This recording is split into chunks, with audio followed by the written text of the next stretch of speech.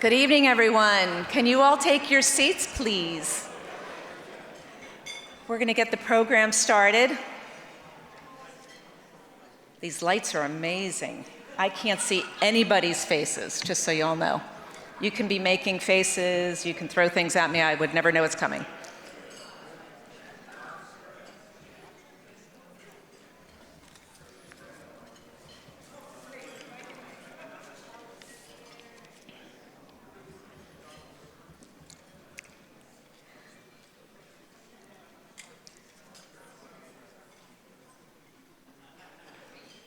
Wonderful, thank you so much. Well, welcome to the 7th Annual Operation New Uniforms Heroes Gala. It's hosted here.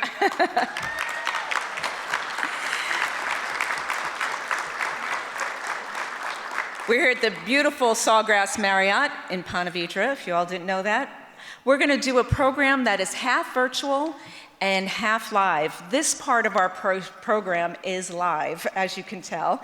And then in a little bit, you're gonna hear me kind of repeat myself, and that part will be when the virtual part comes on as well. So no, I'm not going crazy, even though my husband says that that's part of it, but it will be both virtual and live shortly. So I appreciate you all being here, and just to give you a little heads up, when I co-founded Operation New Uniform in 2014, it was mission in mind that we were going to help veterans to have the right attitude, behavior, and techniques that are based on the Sandler training system to help them transition out of the military and into the business community. I really didn't know what it was going to turn into at that time, but it's amazing that we've served over 300 veterans to date, and we are so excited. Thank you.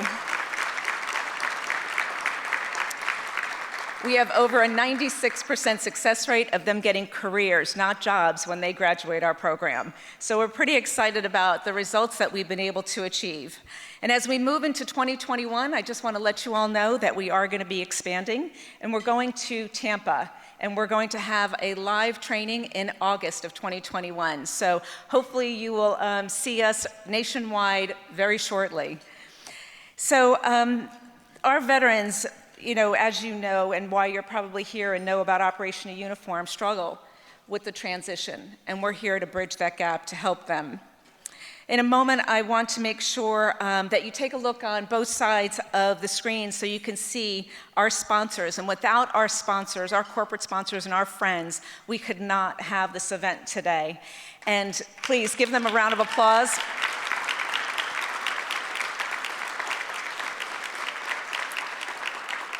We are so blessed. I think this is the Marriott's first live event in a long time. So we're happy that we can all be face to face and be here together to enjoy this amazing event.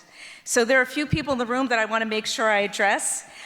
Chris Miller is here representing, he's the district director and an ONU alumni. Chris Miller, I'm not sure where you are, if you raise your hand. He is Congressman Rutherford's right-hand man. And Congressman Rutherford couldn't be here tonight, but we do have a little surprise, something from him that you're going to see shortly. Aaron Bowman is the Senior Vice President of JAX USA Partnership and City Councilman, and he and his wife Debbie were here today, but just notified me they did have to run out for something, so please keep them in your prayers.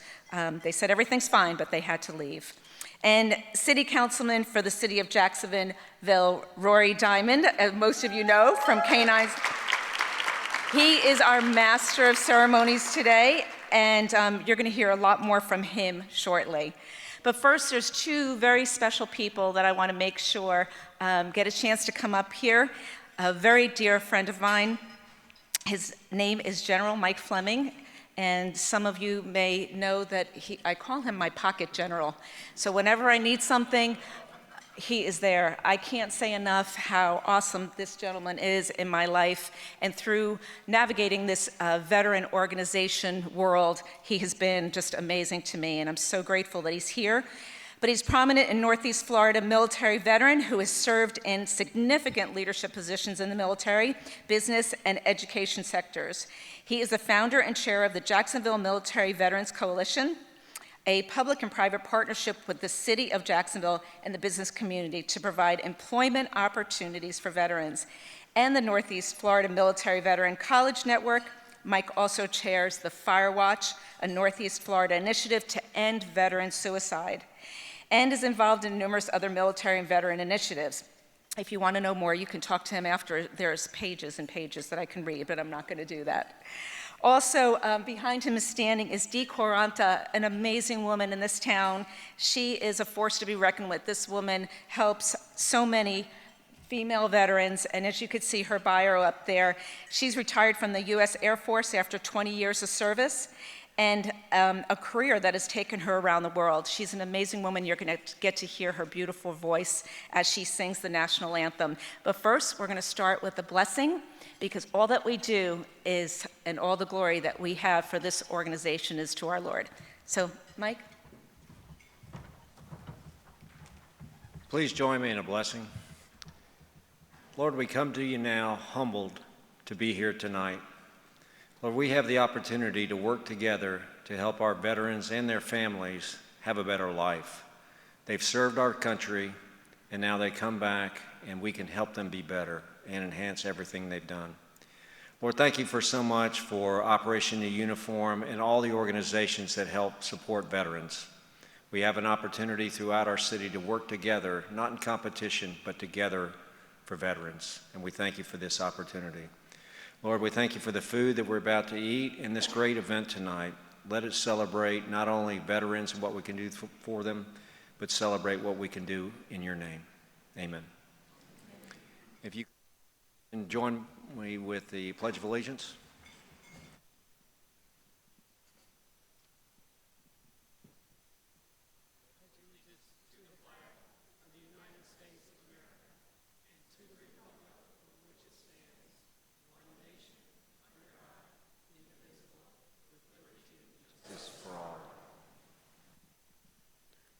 Oh, say, can you see by the dawn's early light what so proudly we hailed at the twilight's last gleaming, whose broad stripes and bright stars through the perilous flight o'er the ramparts we watched were so gallantly streaming, and the rocket red glare, the bombs bursting in air, gave proof through the night that our flag was still there. Oh, say, does that star-spangled banner yet wave o'er the land and of the free, and the home of the brave?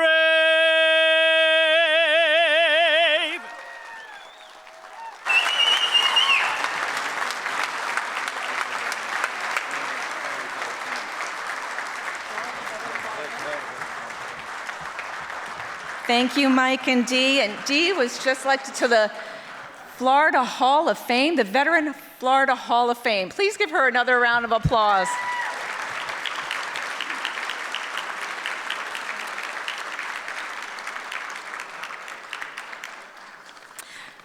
Now I get an opportunity to introduce another friend. Some of you all may know Rory Diamond. Rory is the CEO of Canines for Warriors. He is an amazing advocate for veterans in so many ways. He helps so many people that not just I know, everybody knows. He's also a councilman, so he's got a lot going on in his life. Which hat do you have on tonight, Rory? I love Michelle hat. All right, well, help me welcome Rory Diamond. Thank you, Michelle. Oh my gosh, how awesome is this? We are out in public, there's people, we're doing stuff. Oh my goodness. I'm telling you, there's people in Los Angeles who can't even eat in a restaurant outside. This is amazing. So we are so blessed for that. Personally, I'm so blessed to get to share a stage with amazing Michelle, the one-woman dynamo who's revolutionizing what it means to help veterans get not jobs but careers. It is so incredible. Give her a round of applause.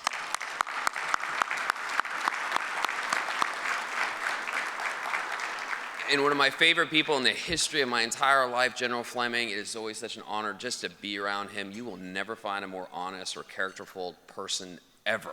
He's incredible. And Dee, she's amazing. Every time I hear her sing, I'm thinking God has blessed her in a way that is incredible. We're all so lucky just to be near her. So my job right now is really simple. You have 20 minutes to eat and chat before a video starts, when we'll get quiet again. But just keep on eating. The food is incredible. Let's rock and roll.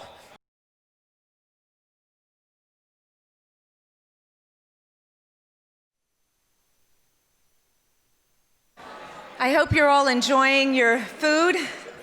I know our team worked really hard at making sure that this had a great Florida theme, the nice citrus on top of the salad, and hopefully your main course you will enjoy as much, and just save some room for the key lime pie. I promise you it'll be well worth it.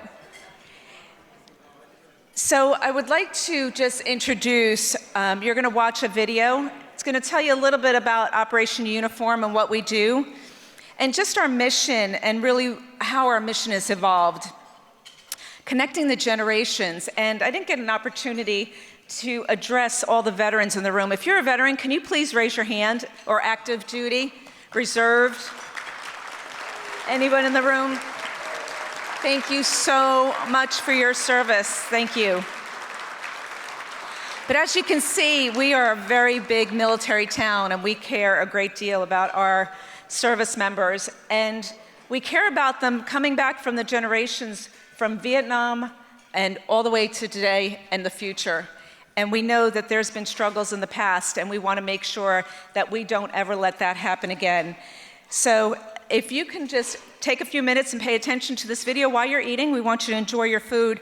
But we want to give special credit to Ryan, who produced this video, along with Emily Rose, who's here in the audience. Ryan couldn't be here today. But they are amazing, and they produced this video, and we want to make sure that we give them some credit and some love. So just, if you would, pay attention to what we have about Operation New Uniform. Thank you.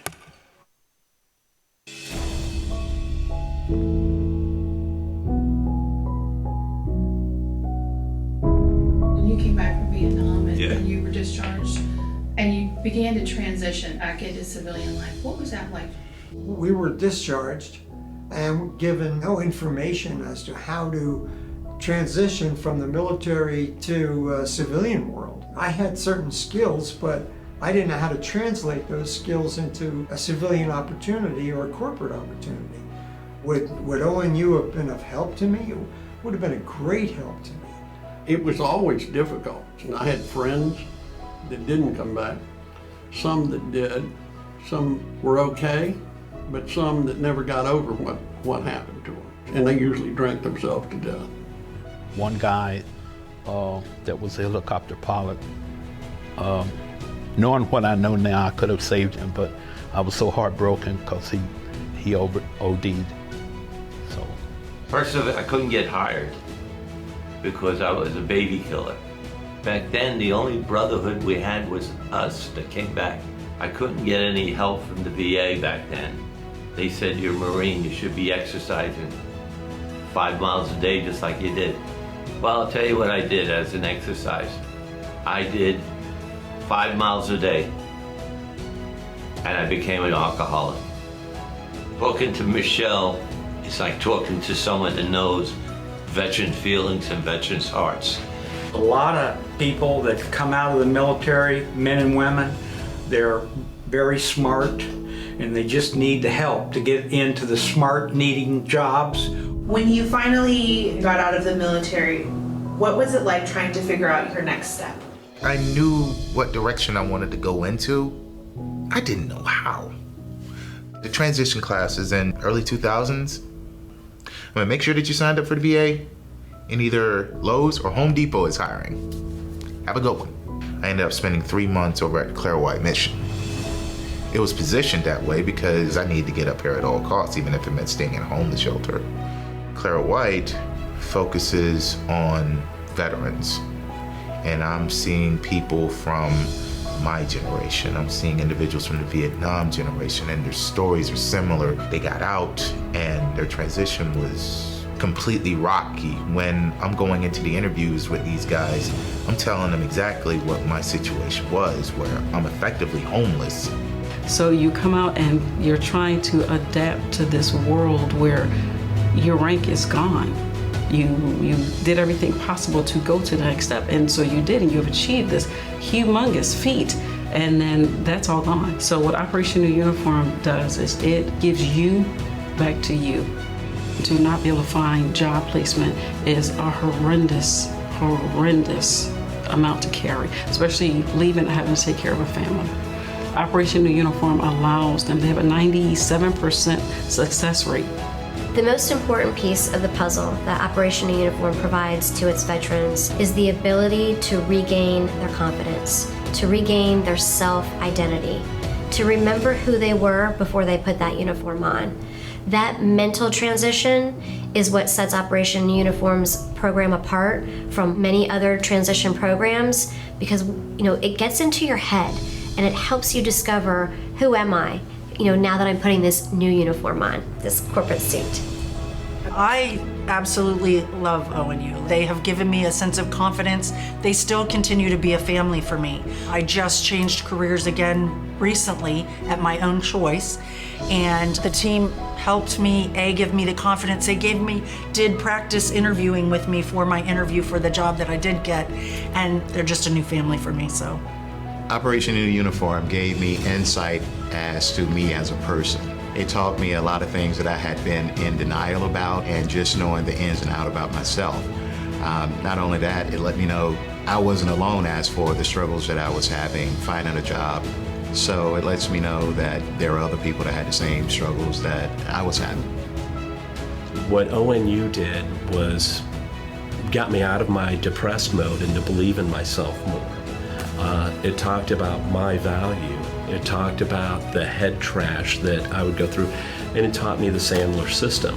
So now that when I'm interviewing or conversing with somebody, the communication techniques that you learn here is going to set you up for the negotiation table, and the person that's doing the interviewing or evaluating you is going to go, well, I've never had an interview like that where somebody was so prepared and was able to talk to me in such a way that just right there opens doors, which is what we're looking for.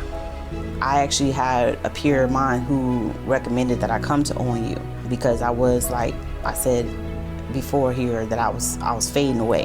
And he's like, no, I know who you are, I know what you're about, and I know what you can offer. You need to go to ONU. I had lost who I was. I lost where I wanted to go. Lost to what I was capable of. And ONU rebased me. They gave me meaning of self, an idea of capability, and ways and tools to look to the future and to use in the future. And then they're constantly there for reach back. So when you feel like you're slipping, you still have someone there.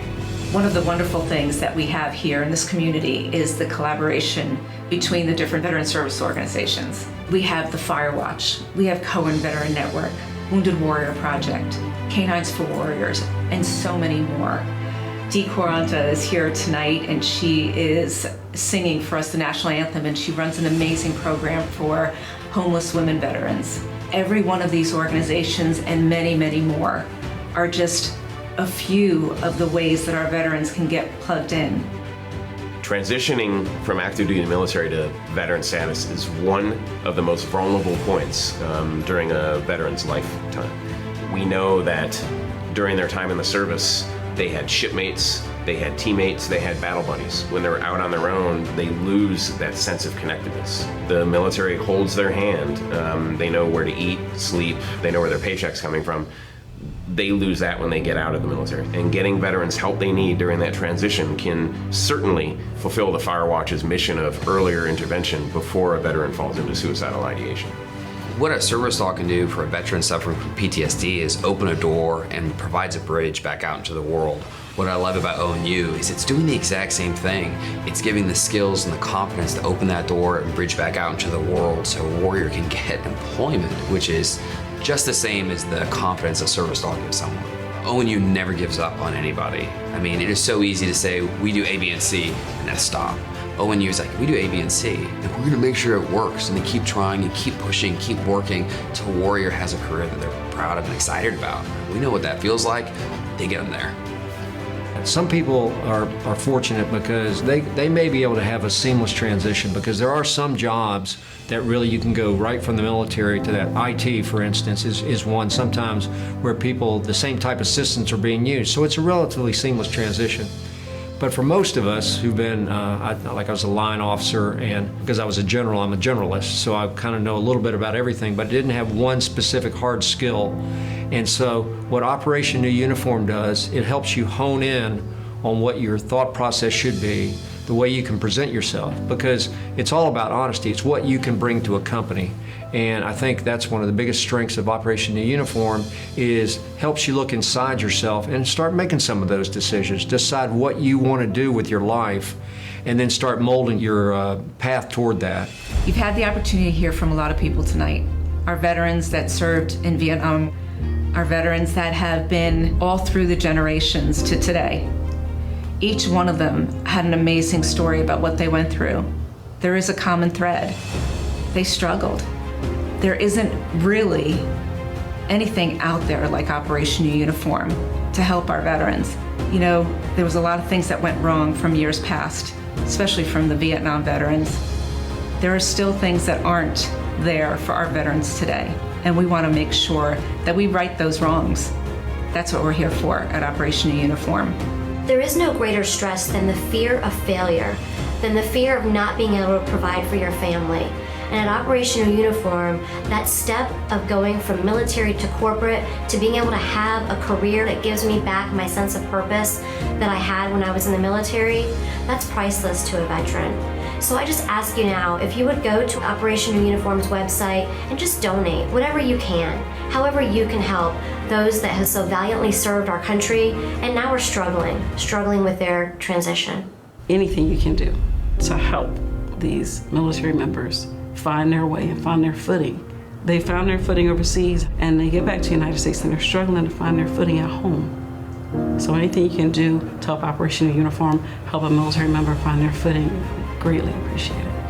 When I found out about ONU and what they did, one of the first things I did was to write a check. I think it's so necessary because of what they do. I would like to ask people to donate to ONU. I think it's very positive. I've gotten to know Michelle a long time, and I think everything that they do for vets will give veterans a great opportunity to get a job, and not only a job, a career, because it's just like giving a veteran a helping hand. I wished it would have been there for me at the time, so please take the time to do that and contribute to ONU. Each time you donate back to ONU, it helps another veteran not only find a job, find himself, but it also helps them find a career. So please donate today. Give to ONU, give a vet a helping hand. They need it. And a lot of these guys really, really need your help. And your donations would be appreciated. Operation New Uniform had an incredible impact on my life and other veterans as well. Please donate today. At Operation New Uniform, we recognize there are a lot of great organizations out there that need help. We would love, if you feel it in your heart, that you want to help our amazing men and women that have served our country to transition a little bit more gracefully. It's as easy as going to our website and clicking on the button, donate. Thank you so much for what you do for those that we serve.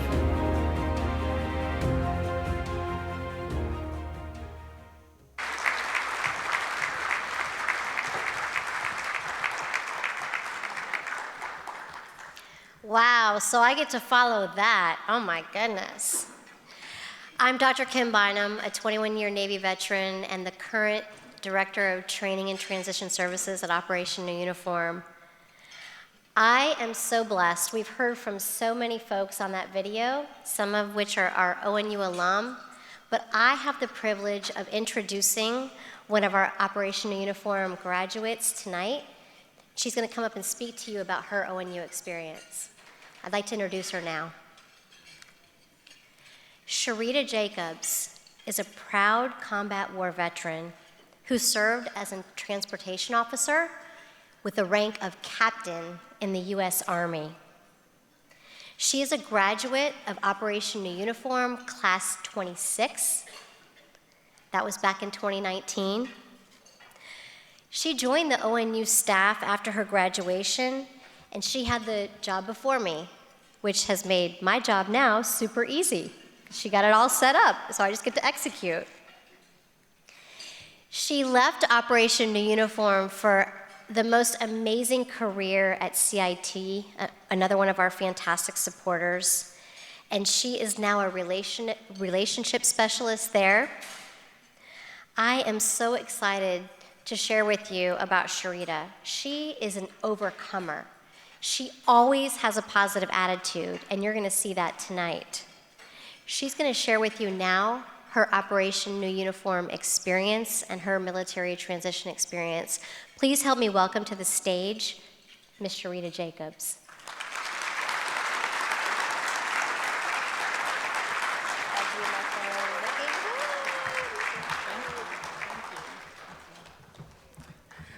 Well, good evening, everyone. As Dr. Kim alluded, I am Sharita Jacobs, a proud graduate of Operation New Uniform, class number 29. To share with you my experience as a veteran is very, very real. As Kim probably read in my bio, I had an undergraduate degree. I received my commission in the Army via Florida A&M University, where I started out as a second lieutenant in air artillery. From there, I graduated and got promoted to captain, where I served a year in Iraq as their transportation officer liaison to the full-bird general that was running those operations. Going to Iraq, I left behind 2 infants and my husband, and I knew that once I successfully brought my soldiers back from Iraq, that I was going to transition out to be that full-time mom and that full-time wife that I so desired. As you can imagine, that deployment was very, very tough for me, but I knew that when I raised my right hand to swear that I was going to defend our country, I had to do just that. Transitioning out of the military, I would have never imagined the challenges I faced finding a career opportunity. I'm talking about an undergraduate degree in social work. I was a captain in the Army. I took my entire unit to war and brought my entire unit back home safely.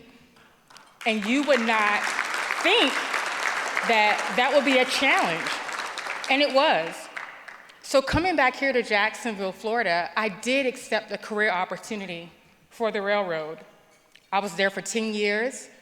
I climbed the ladder, made it up to National Sales Account Manager, and boom, got laid off. You may know of that railroad. I was lost. I was lost. While at the railroad, I did go back and obtain my MBA, but I thought that was going to help me get into the opportunity that I desired, that I deserved. I fought for our country, right? But I tell you, I stumbled upon Operation New Uniform, and to be quite honest with you, I thought, what can this program teach me? I've been in corporate America for 10 years. I'm a national sales account manager. I have an undergraduate degree. I have an MBA. What can this program teach me? Well, you know, it started with humbling myself. I had to realize that all those things I called out were just roles. As so many of us in the military, we're so accustomed to our roles. We're so accustomed to what we do in the military, our rankings, our jobs. But what I had to get hold of is my identity. I had to realize that regardless of being a mom, a wife, a captain, a national sales account manager, I had to get my identity in check. And one of the theories that Operation Uniform taught me was the identity role theory. That theory opened my eyes because I began to believe in myself again. See, although I had those accolades, I came into Operation New Uniform very broken. I lost my self-esteem. If you can imagine going through a layoff, your whole identity is just shook. But Operation New Uniform did more than just teach me the behaviors, attitudes, and techniques. They taught me how to believe in Sharita again. And I tell you, from the moment, the 3.5 weeks I started that program, I took it serious, and I began to grow. I began to love Sharita again. I began to believe in Sharita again, regardless of being called captain, regardless of being the different degrees and all that stuff. That doesn't matter. I had to get my identity in check, and I had to realize that that did not deter my self-esteem, my self-motivation, and the courage that I had. Operation New Uniform gave me an Operation New Me. Immediately upon graduating, I got the opportunity to come on staff here at Operation New Uniform as their Director of Veteran Training and Transition. What a great opportunity. I mean, literally, I'm teaching veterans what I've been taught. It was an astounding position.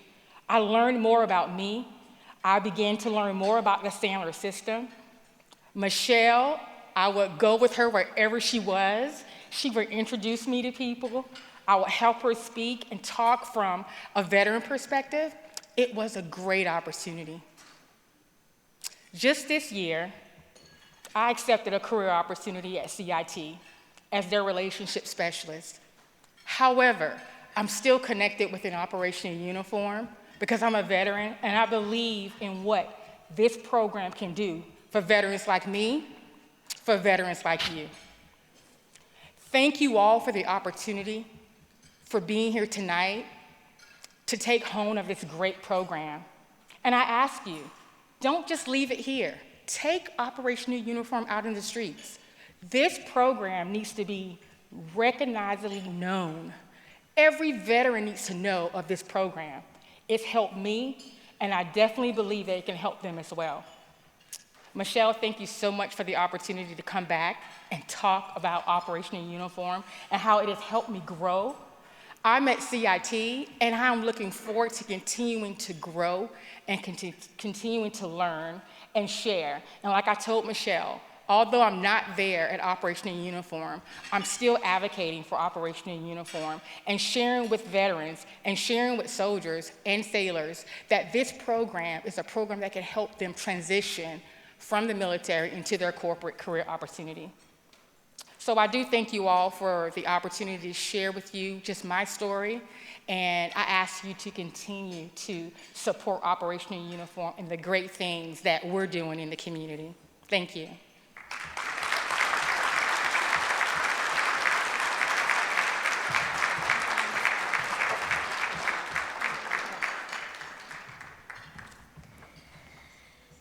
So for those of you that have been able to attend one of our in-person or virtual graduations, you know that I've had the privilege to be the MC of those graduations, and I always talk about if you could see those veterans on day one of our class, the way we get to, the way Michelle and I and the staff get to, and then when you see them, like Sharita up here on the stage, it is a transformation that makes it all worth it.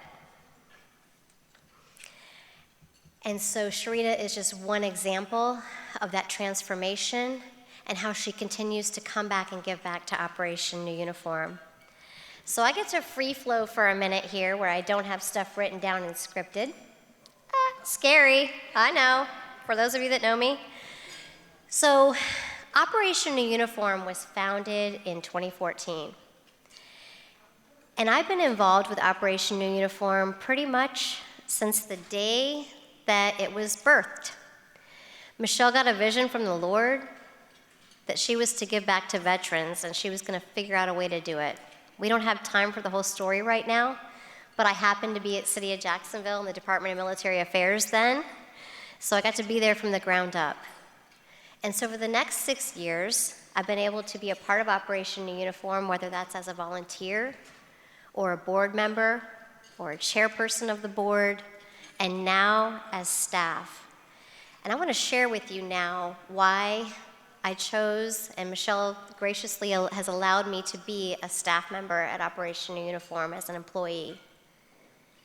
We have served, let me change that. We have graduated 312 Operation New Uniform alum, but we have served thousands of veterans and their families since Michelle got that vision from God in 2014, and I'm proud to be a part of that. Most importantly, yeah, go give it to her, give it to God, do it. But most importantly, because of the generous support of people like you, and most of you have been here almost from the beginning like I have, in 2021, and even starting in 2020, we are expanding. Every veteran we talk to talks about, and you heard Sharita say, everybody needs Operation Uniform. They need this program. They need what Operation Uniform provides. This year we went virtual for the first time and offered our services to folks as far away as Washington State. And in 2021, we are going live in Tampa, Florida for the first time outside of Jacksonville. We are so excited. And so we just want to thank you so much for your support, for your continued support, your time, treasure, your talent, for being here tonight. And I get the privilege now of bringing up the visionary, Michelle McManaman, Executive Director and co-founder of Operation New Uniform.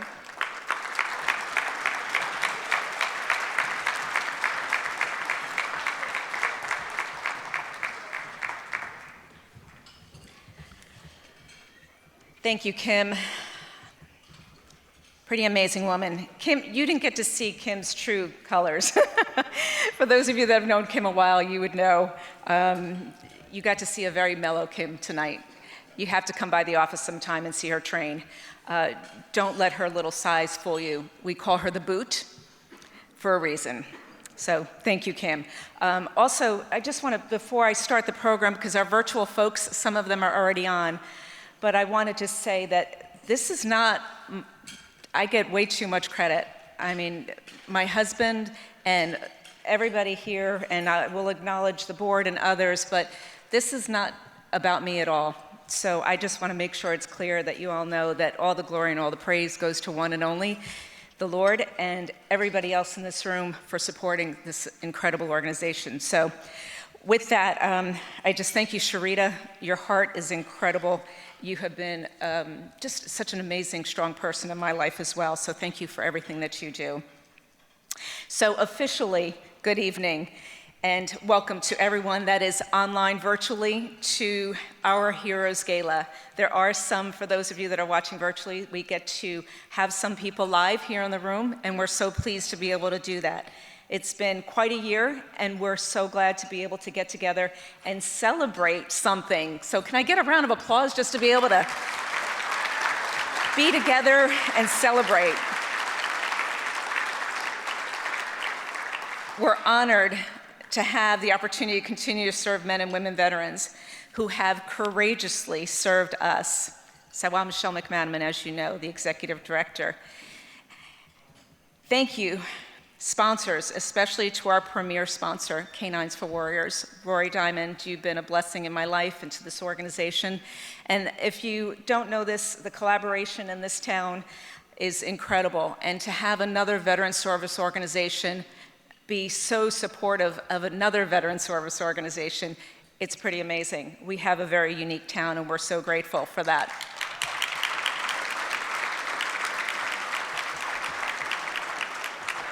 As you see, whether you're virtual or here live, our wonderful sponsors that are listed on the board, there are some that are repeat sponsors, and I can't be more grateful.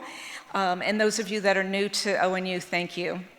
Our board of directors, there's the great picture of our amazing board of directors. Can you please give them a round of applause? Lee Mills, our board chair, new in the position, spearheading this amazing group of folks, as you can see. we couldn't do this without you. You have been an incredible source for our organization, and we thank you so much. Also, our staff. We have all women right now. Come on, women, let's hear it for the all-women team right now, and it's pretty incredible. Everyone, the amazing part of this, whether you're virtual, whether you're here live, this event could not be possible without this incredible staff. All of our volunteers, all of the people that have helped put this together, it's truly such a blessing. So I want to remind you to stay after the keynote for a live auction. Curtis Dvorak. Does anybody know who Curtis Dvorak is? He's hiding over here. You may remember him as a Jaguar mascot, doing some crazy things, flipping in the air. That's Curtis.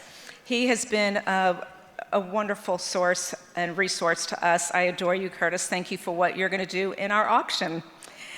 And now, without further ado, Rory Diamond, wherever you are, CEO of Canines for Warriors. Rory is responsible for the executive management and strategic vision of their organization. Under his leadership, Canines for Warriors has grown to be the nation's largest provider of service dogs for disabled American veterans and the largest service dog agency in the world, using primarily service dogs or rescue dogs. Please join me in welcoming our dear friend, premier sponsor, and master of ceremonies for tonight's event, Rory Diamond, founder of the Fire Watch. There we go. You got it. It took me a second. Excellent. Awesome. Thank you, Ms. Michelle. For everybody who's watching online, we are actually here live, and just so you all know, we have to wear pants, and we had to put on clothes, and we don't have our dogs and our kids running around, so we're grown-ups over here right now. That's right. We remembered how to do it. So congrats to all of us for remembering how to go out again. I've got some great people to introduce. We have two really spectacular video messages from our community leaders. The very first one is the mayor of Jacksonville, Lenny Curry, and he's got a videotape message for us. So please help me welcome Mayor Lenny Curry of Jacksonville. Good evening, and welcome to the 7th Annual Heroes Gala benefiting Operation New Uniform. Jacksonville is a community that has immense pride in its deep connection with the military. As the son and grandson of veterans, it makes me incredibly proud to serve as the mayor of this city. Jacksonville is committed to our military and veteran community, and we are deeply grateful for the generosity of time and resources from our citizens to support our heroes. I want to personally thank you for your support of Operation New Uniform. I would also like to thank the organization for giving our military members the confidence they need to successfully transition from serving our country to working in our business community. The financial impact in the Jacksonville community alone is over $13.4 million. What a better way to help a veteran than to help them gain confidence and secure a career. Again, thank you and enjoy your night.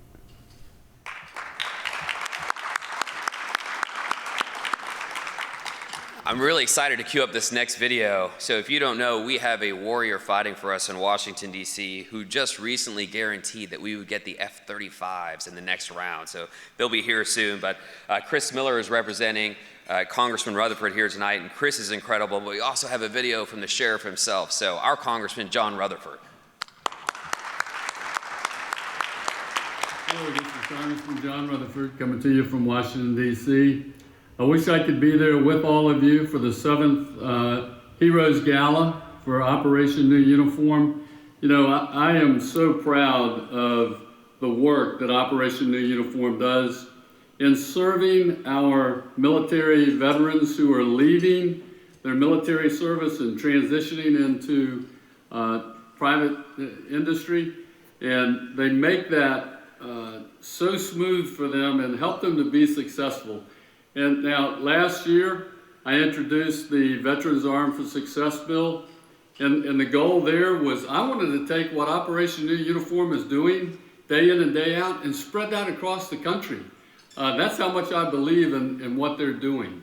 And so we were able to get it passed through the House. We didn't get it signed into law, but that was the 116th Congress, the 117th Congress. I thank the folks of Northeast Florida for sending me back to Washington. the 117th Congress, we're going to get it done.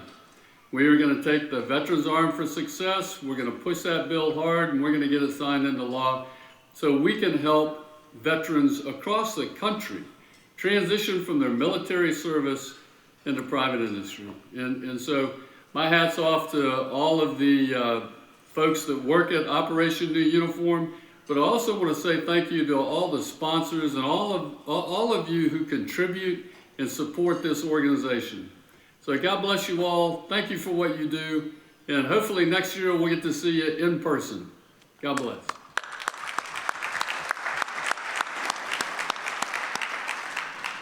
Love the sheriff. He's awesome. I know you're going to pass that federal legislation. Hopefully we'll be right there with you with the PAWS Act. We'll get it done, both with Congressman Rutherford's leadership. So let me just for a brief moment take you to our favorite day at Canines for Warriors. It's called Dog Day. And if you don't know, we rescue dogs, we train them to be service dogs, and then we pair them with disabled veterans who have traumatic brain injuries and post-traumatic stress. We go and rescue a dog, train it up for 6 months, and then a warrior's been waiting perhaps 2 years on our wait list and has tried just about everything else the VA has to offer. But their big day comes, and we walk them up between our 2 kennels, and the dog comes out. And you have to remember, this dog was born to a pretty tough world, and then we rescued it and got it back up to health, and it's been training for 6 months in a kennel. But it comes out, and it feels the energy in the air, and it's full waggle, it's ready to go. And then the warrior comes up who's been through so much, and this is their big moment. They've waited so long, and you see them lock eyes, and the warrior and the dog come together, and we leash them up, and the warrior says heel, and the dog comes to his or her side, and they take their first steps together as a team. And it's the most amazing thing because you get to see hope reborn right in front of you. And every step is going to be amazing after that. Now they're a team. That same kind of hope that we get to see at Canines for Warriors at least once a month permeates Operation New Uniform also. Because what good is having the front door open if you have nowhere to go? There's something about having the strength and the confidence to get out the front door and live your life that pairs so well with having a mission to go to work for every single day. So these are just a continuum of care from the beginning when a warrior is struggling all the way up to having a career that they're so proud of. So it's not surprising that the CEO of another organization is the MC here. Northeast Florida is a special place, and we've got Dan Bean from Mission United, we've got Chris Miller over here, we've got Dee and the incredible work that she does. We've got ONU Warrior Project here tonight. We've got 5-Star Veterans Center doing incredible work with homeless veterans. And all of us got together and we're working on the Fire Watch to be the first community in America to lower their veteran suicide rate. It has never been done, but we're gonna do it.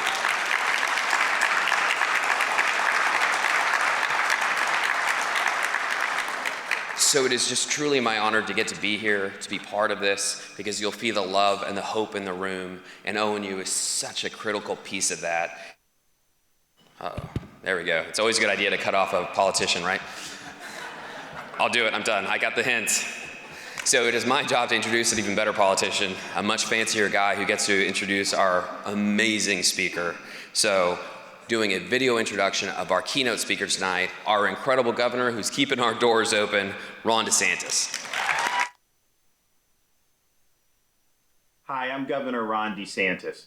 Service to our nation in uniform represents a true sacrifice by each service member as well as by their families. And it's something that we as citizens should always honor.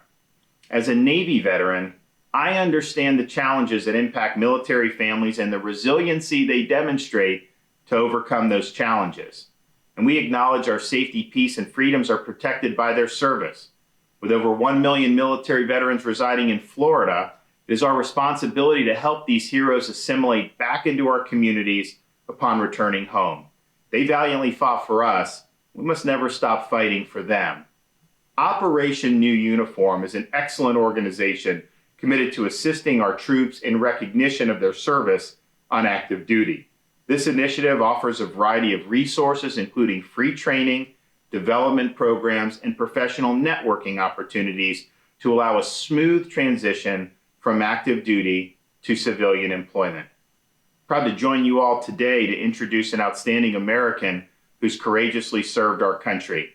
A veteran of 2 combat deployments and 8 years of active duty service with the Marine Corps, Staff Sergeant Johnny Joey Jones is an American hero. Joey sustained a life-changing injury in Afghanistan. This incident resulted in losing both of his legs above the knee and damage to his right arm and wrists. After recovering from his injury, Jones made it his mission to enhance the lives of all veterans and their loved ones. Today, Joey's a recipient of a Bachelor of Arts from Georgetown University and is a Fox News host and contributor. He is among our nation's many veterans deserving our utmost gratitude for all that they have done. Those who selflessly serve our country, both at home and abroad, will always have my support, and that is why my administration remains committed to continuing to make Florida the most veteran-friendly state in the nation. Today, I thank those here celebrating the lives of these great warriors and remembering those who gave it all for our freedom. God bless you. God bless your families. God bless all of our veterans, and to Joey and other Marines, Semper Fi.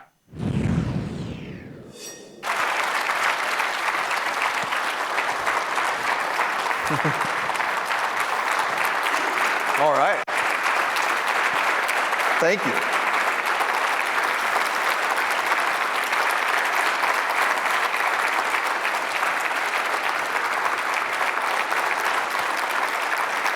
All right, we're good. We're good. We got it.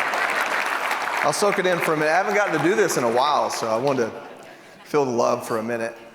There's a chance I'm a bit rusty in more places than my knees, so I want you guys to like me as much as I can get you to like me before I start talking and proverbially fall all over myself, or literally fall all over the stage. Either one could happen, maybe a little bit of both. Listen, it's tough times, I guess. That's the anecdote people are using now, but you all showed up tonight. You've got your wristband on. You know, if you want a fist bump, say hey from 6 feet away, or if you're like me, give a big old hug.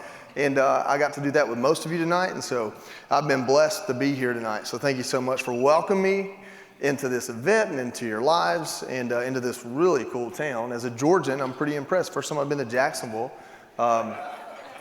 Wasn't about to make it for the game this year, the way things were working, so maybe I'll pick another year. There's some college football fans in the audience. You guys beat up on Tennessee, so I like it a little bit. But my name is Johnny Joey Jones. If you can say it 3 times fast, you can do it better than I can. I stumble over it all the time. I'm named after my dad and my grandfather, who were twice the men I was. My dad was twice the man, and my papa was twice the man. So you take my legs off, I'm 36 inches high. So, but these men were larger than life individuals. They were hardworking, and it's my honor to be named after them. So when I introduce myself, I get to introduce them too. The truth is, their middle names were Edgar, and my mom didn't like that name, so I got both their first names, and now I'm Johnny Joey, which is a ridiculous name, but I like it and I love it, and you guys are stuck with it.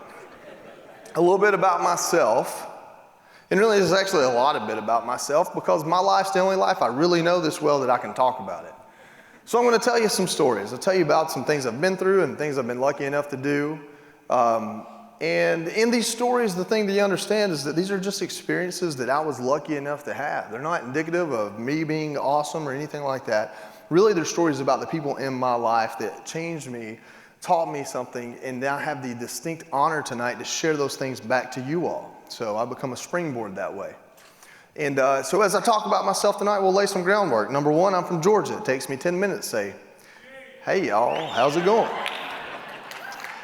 So if I tell a joke, if I say something funny, here, we'll try this out. My name's Joey. I used to be a bomb tech.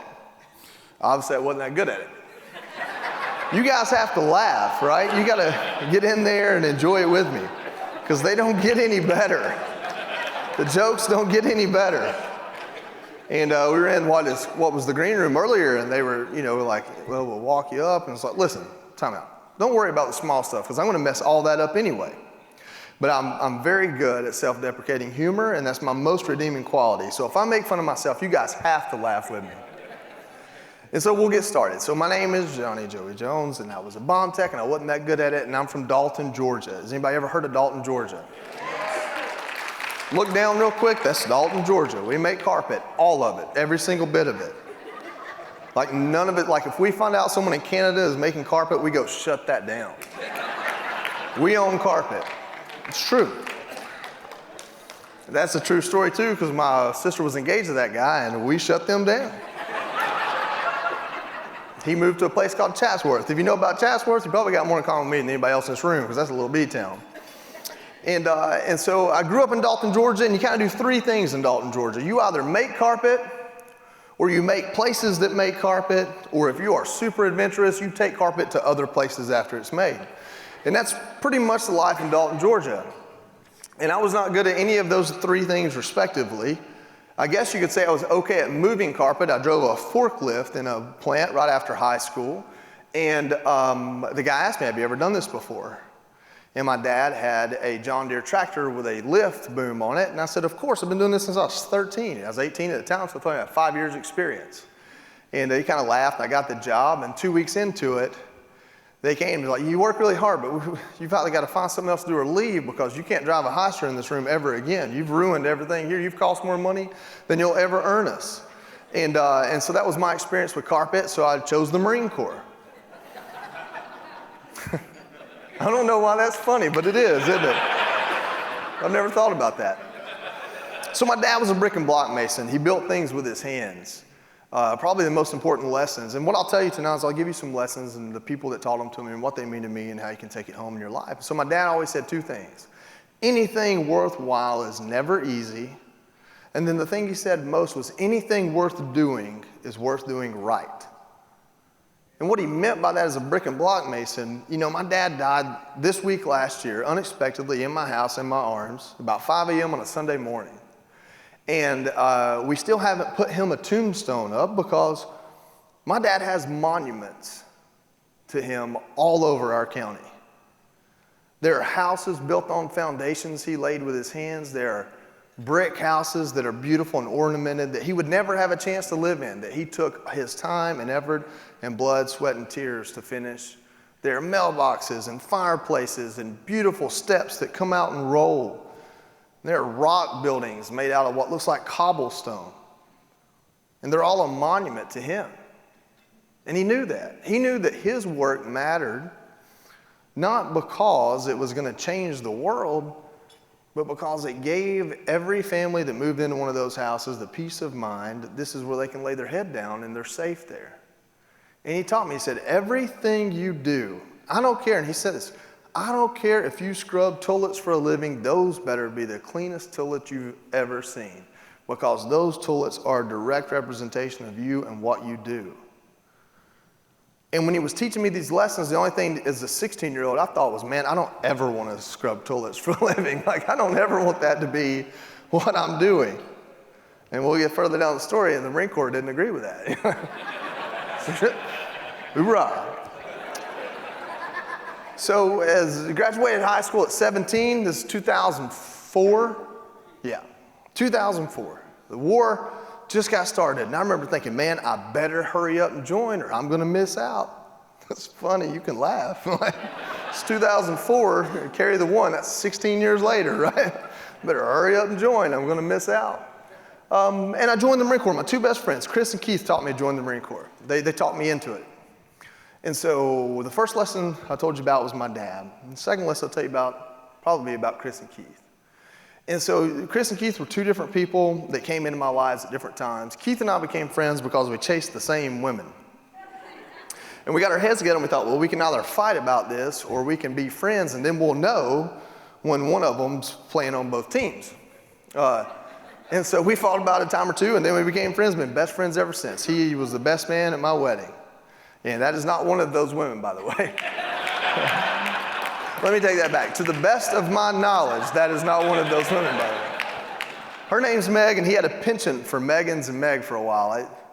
Now you got me thinking. I don't know. We may have to. Anyway, it doesn't matter. So Chris and Keith came into my life, and Keith's dad was career Air Force. He was never really around. He was out in Arkansas. We were in Georgia. And Chris's dad was our football coach, And he had gone to Desert Storm and as a commander, an XO of an artillery battery. If you heard about the recruiter station in Chattanooga that was shot a few years ago, I went through that recruiter station, but some of the Marines shot were with Mike Battery, which was Jeff McDonald, Chris's dad's unit. So these are the guys that my idol in school, Jeff McDonald, this Marine Corps officer that taught school for a living, that would do slideshows every year and just make you want to run through a brick wall. Like, he's why I became a Marine, you know. And so that's the two influences they had. I didn't have anybody in my family. My family was good at a few things, right? Making moonshine, racing dirt track, and getting in trouble. If my family served the public, it was in a jumpsuit on Saturdays and Sundays because they got caught Monday through Friday. And that is funny, and it would be a great joke. Unfortunately, it's just the truth. But they had a lot of reverence. We're very patriotic. You love John Law, you just didn't want to be around him. You know, you didn't want to have to know him. And you know, somebody told me earlier, I was speaking, and he said, "Oh, you're from Dalton? Do you know so-and-so? He was a CEO of something." I said, "Listen, we didn't know any CEOs of anything. That was not our social circle, right? If we did, we were probably in trouble with them too." But that's what we did. We had a lot of fun. We were so poor we didn't know it. I mean, it was great. I grew up in a 1966 single wide. I'll tell this story, it's completely irrelevant, but it's a good story, and why else are we here than to laugh and have a good time? I grew up in 1966 single wide. My dad started blocking this building he was going to put all of his equipment in. He got halfway through it, and it was pretty big. My mom said, "Listen, before you move a truck in there, you're going to move us in there. You better figure out how to turn that building into a house." And that's how we got a house. Well, before we moved out of the trailer, my dad was sitting on the commode one night, and he stood up to get off the commode, and he fell through the floor. And my mom turned the corner, she's just laughing. She couldn't help him get out, she was laughing at him. So he fixed it with plywood. You know, a week later, my mom was walking around the shower, and she fell through the floor. And so he didn't help her out because she laughed at him the time before. Almost cost the great schism of our household, to be a matter of fact. And that's how we ended up moving into a house. That's a good story. You can take it, make it your own. I don't care, it's great. Fell through the floor, getting off the commode. Honest to God, praise Jesus. Man, I'll tell you, I don't know how we survived half of that. But we did, and it was amazing. It was fun. So we went to the Marine Corps. That's what I did. My parents worked their hands to the bone. My mom cleaned houses, and my dad laid brick and block, and I did a healthy amount of both. And they'll both tell you I was not good at either one of them, really, because I didn't want to be doing it. I didn't have any pride in it. I didn't understand where they were coming from. I'm the first one in my lineage to ever graduate high school, go to college, or join the military voluntarily. I've got some uncles that went to Vietnam, one of them that went AWOL. they all left home though. And so that was it, you know.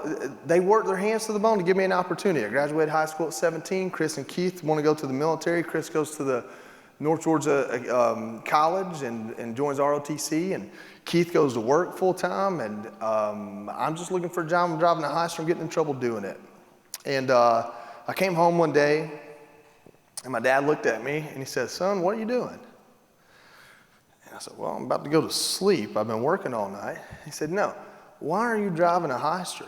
I said, "What do you mean?" He goes, "If that's all you were gonna do, why'd you come lay brick and block with me every day? Like, why did I teach you how much working and simply earning a living on the hour, why did I teach you how difficult that is if that's all you're gonna do with it?" And it kind of broke my heart, because he felt like a failure because I was a failure. And I wasn't a failure, I just hadn't taken responsibility yet.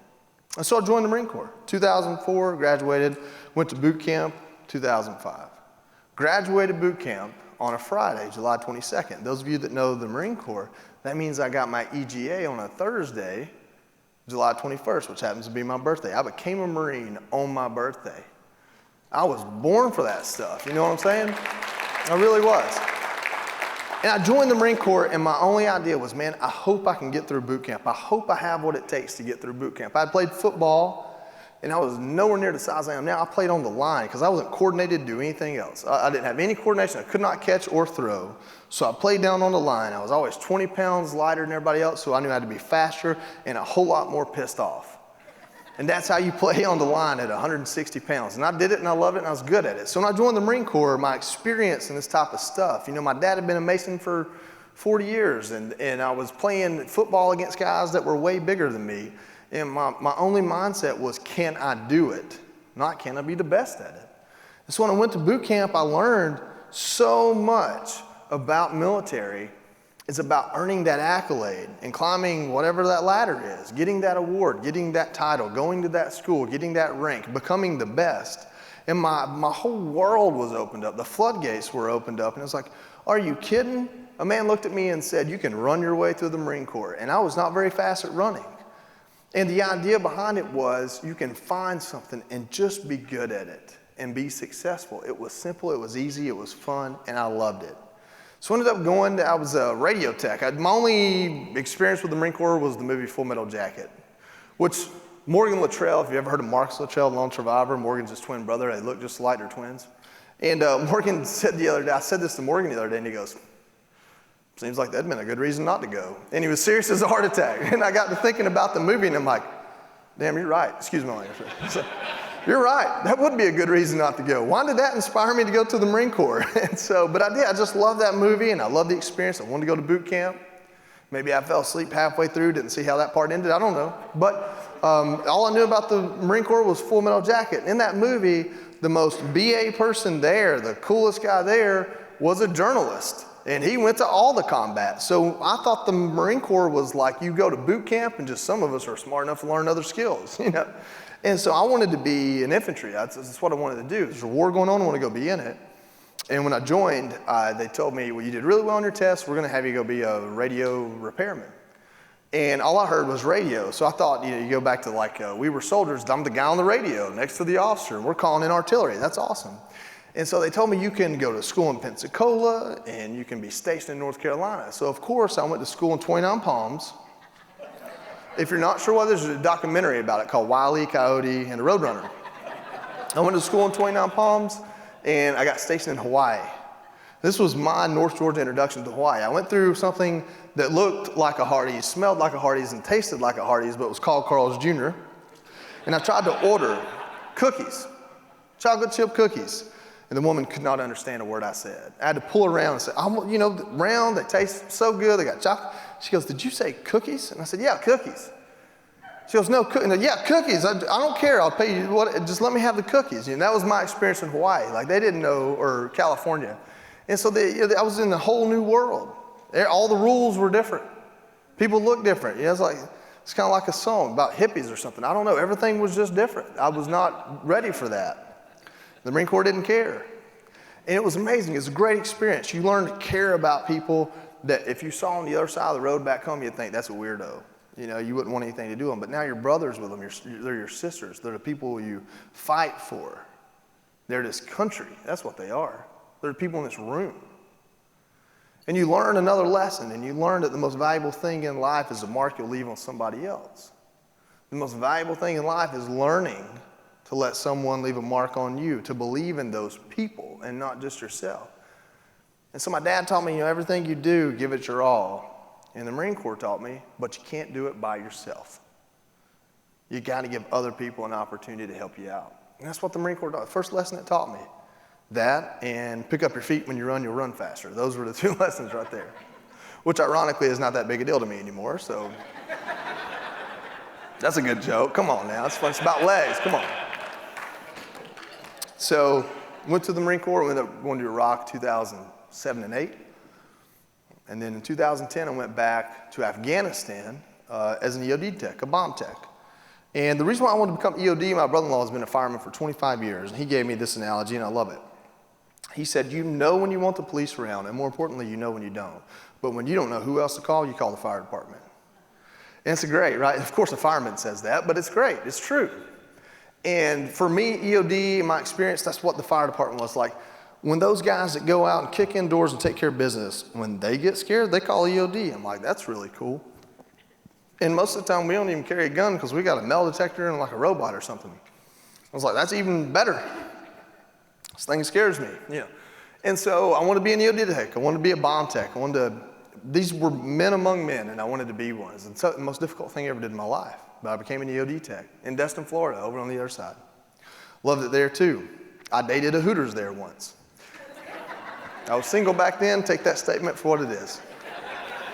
Love Destin, Florida. You guys are gonna hate me, aren't you? Man, I'm so sorry. I got way too comfortable, I even took my jacket off back there. I'm so sorry. I'm sorry. But I loved it and had a great time. Fantastic time, actually. I loved Destin, Florida. Being stationed in Japan and Hawaii and California, I'm like, these people speak my language. They know what to do on Saturdays. You watch football. Like, it was just really cool. And I spent a year there. It was the most difficult year ever. I met Danny Ridgway, my brother, for the rest of my life. He was next to my best man at my wedding. Like, he's just a cool dude. He's from Gaston, Alabama. Don't hold that against him. Kind of talks like a banjo. And, but he earned a Silver Star in war, so he's kind of a hero. And he's my best friend. So had a great time there. And then I get sent to Afghanistan in 2010 to take bombs apart for real this time. And so when I was in Iraq, I was supporting EOD. That's how I learned about it. And so when I got to Afghanistan, it was my turn to do it. And it's like, it's not as cool when you're actually doing it.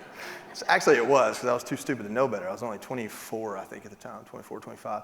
Right before I deployed, a young lady from my hometown that I had ran into when I was down in Destin. I had my heart broke over the Hooters that I was dating that stood me up that night. And I ran into her, and we had a good time. We had a great time, 24-hour relationship. And right before I deployed, a year later, to the weekend, because it was Halloween weekend, I know this, she called and said, by the way, I've got a 3-month-old son, and he looks just like you because he's yours. And I remember, this is how crazy life can be, because I look back, and this day was not that big a deal anymore. We've got some time here, 45 minutes, I don't know. But that day was a defining day in my life. So I came home early from work. My roommate at the time and I were racing dirt bikes, and he had a wreck and gotten paralyzed. And our other roommate, his girlfriend, was going back and forth from an hour away where he's at the hospital and doing clothes and stuff, taking care of him. And I ended up replacing him on the deployment, so I ended up deploying a lot earlier too. And I came home early, I didn't feel good. I kind of had a fever. It was actually quite serendipitous for the moment, if you really learned that word at Georgetown, by the way. I did not learn that at Southeast Whitfield High School in Georgia. But so I came home early from work, I didn't feel good. I was sitting there, I was eating some of the ramen noodles with a towel over my head. I was like, the day can't get any worse. I feel terrible. I got a phone call, you have a son. The day might have gotten a little bit worse. She comes home, my roommate's girlfriend comes home, finds me halfway to the room in a pool of my own sweat, 104-degree temperature. She rushes me to the hospital, and she's not knee-high to a donut. She's not very big, and she carried me to the hospital. And I woke up in the hospital a few hours later, and I had this H1N1 swine flu that was going around at the time. And so if you want to know why I'm not too worried about it, like, I think I have it all already, like I really do. And I take that back, that's not the right thing to say. So the point is, it was a tough day, you know, had some things happen. A roommate, the kid, the swine flu, and I woke up the next morning, and here I learned another lesson, and I learned it from my buddy's girlfriend. I looked at my phone, and I go, oh my God, that was real, that wasn't a dream, I have a kid. And without any context, she just looks at me and goes, oh, I'm so happy for you, that is awesome. And you know what? She was right. And what I learned that day was a couple of things, but really to put it in context, is that the most invaluable blessings in your life do not wait until you're ready for them. They really don't. When opportunity shows up, it's only your job to take it. I used to think opportunity was experience, or that success was opportunity meets preparedness. And that might be true for some people.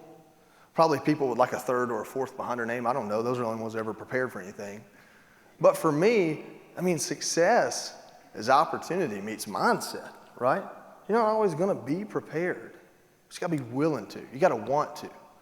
You got to say, hey, this is amazing. I'm going to go learn how to be a dad. And it was from that moment she said that, changed my life, changed my mindset, changed my perspective. And from then it was all about just getting things done.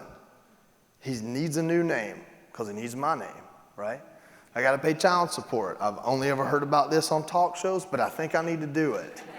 We need to do custody. Another thing I've only ever known about because of talk shows, but we need to do it. And so, long story short, long story long, let's be real here. I'm rambling a little bit. Flew home, figured it out. Went and got her, went and got the kid. He's 5 months old by the time I made it home. Went to a lawyer, said, you're not her lawyer, you're not my lawyer, you're his lawyer. Say hey to Joseph, he's a little bitty guy. And help us figure this out. I'll write the check, don't worry about that. You're his lawyer. And so we figured all that stuff out and we worked together. And we're still raising that 11-year-old amazing, beautiful little boy. His mom and I have never been really anything but friends. That's awesome. But the reason why I bring that up is everybody thinks that my legs are this tremendous adversity that I've gone through in my life, that I found a way to make positive and have turned into something cool, and now I only ever wear shorts because why not, right? And that's true, but long before these legs were ever even in the equation, my son was that adversity that taught me perspective. My son was that opportunity to look at life and say, this is what life is. It's not planned, right? It's not something that we go and figure out before we do it. It happens. And we got to jump on that train and find a seat. And if we want to be on a cart ahead of us, we got to figure that out too. It's not something that just is easy. Matter of fact, life's pretty tough. It's difficult. It's adversarial. And it's beautiful and amazing and the coolest ride you'll ever be on, because it's the only ride you'll ever be on. Well, in this life anyway. Life is amazing. Adversity is amazing. Adversity teaches us more than success ever will. It truly does. And so the next bit of adversity, you might have guessed it, was getting blown up. I got blown up. You would never believe. I had my legs explosively removed to even the playing field for all the other dudes out there. Right? I mean, that's true. Come on now, let's talk about it. Little did I know. The opposite effect. And so I got blown up on August 6, 2010. Normally this could be the whole speech right now, but it doesn't need to be tonight. That's not what this is about. What this is about is learning lessons and perspective and seeing life for what it is rather than what we want it to be, because what it is so much better. So I got blown up on August 6, 2010. The worst thing about that day is that Corporal Daniel Greer from Knoxville, Tennessee died from the bomb that I got blown up by, that I was there to take apart and keep people safe. That's a lot to unpack. And I ramble, so start going through it yourself so I don't have to explain all of it to you, okay? And so Corporal Daniel Greer is from Knoxville, Tennessee, right? I'm from Georgia. I just assume hang out with the Taliban than a Tennessee fan, let's be real. If you want to know who got the last laugh, I've got big old Tennessee orange tattooed all over my body right here. Corporal Daniel Greer was a dad to a son about my son's age who was married to a woman about the same age as the woman I was in love with and still trying to get back. High school sweetheart. And he was a great guy. He was a Marine Corps engineer. And you don't need to know all this. For the veterans in the room, number one, thank you for your service. Thank you so much for your service. But number two, you know that EOD and engineers don't always get along, especially not in the Marine Corps, because our head's as big as that doorway to begin with. Right? We run an extra mile. Why? Just because. Like, that's the only reason. So we can stand and go, and we run an extra mile. And our blues don't even match. They're two different colors. People still give us a pat on the back. We couldn't figure that out. We eat crayons, and we can't figure out the same color blue from top to bottom. It's hilarious. Okay, I put that one on the shelf. I don't know.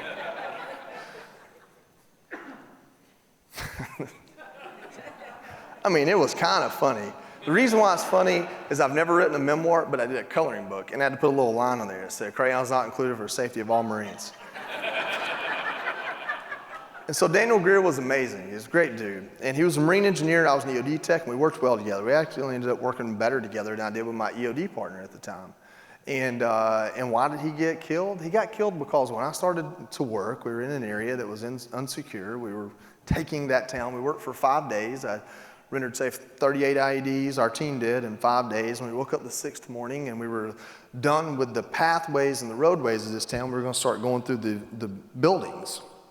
There was a storage facility, and we thought that storage facility was a hotel because all we had were sky view pictures. That's all we knew about this town, but we knew bad things and bad people had been there. What it was is they were stockpiling their IED components there and then pushing them up through the area of operation we were in to build IEDs out of them. So if we took this town, it would kind of cut the river off a little bit. That's what we were hoping to do. Just go ahead and get it done now. We don't have to do it over the next 6 months in these towns. And so when we took the town, we had to let them know we were coming. When we let them know we were coming, the civilians left, and the bad guys took all those bomb parts, and they turned them into bombs, and they put them all over the town. There ended up being 207 IEDs in 2 square kilometers. They turned the whole town into a minefield. And so the reason why Daniel was there when I stepped on this IED is we had cleared this road, his team had 3 times, which meant that we called it safe and we didn't have to sweep it every time we walked through there. And we started to prosecute, is what we call it, this building and seeing what was in it. We found a room that had a lot of suspect things in it. Components to IEDs we really hadn't seen before. We wanted to push that information out, take forensics, give the other Marines and soldiers and sailors working around us the idea that, hey, this is how they're making them now. So my partner went to get the right tools to do that, for lack of a more in-depth story, and I went to look at a piece of ordnance that they had recovered from the battlefield, which means it's something we use, and it doesn't fully function, so it still has explosives in it, and they pull it off the battlefield and rig it up to blow. And so my partner had moved it, and I remember thinking, actually, you're not supposed to move that because the way the fuse works in it, just moving it could set it off or start. It's got a clockwork time fuse. It could start that chain reaction.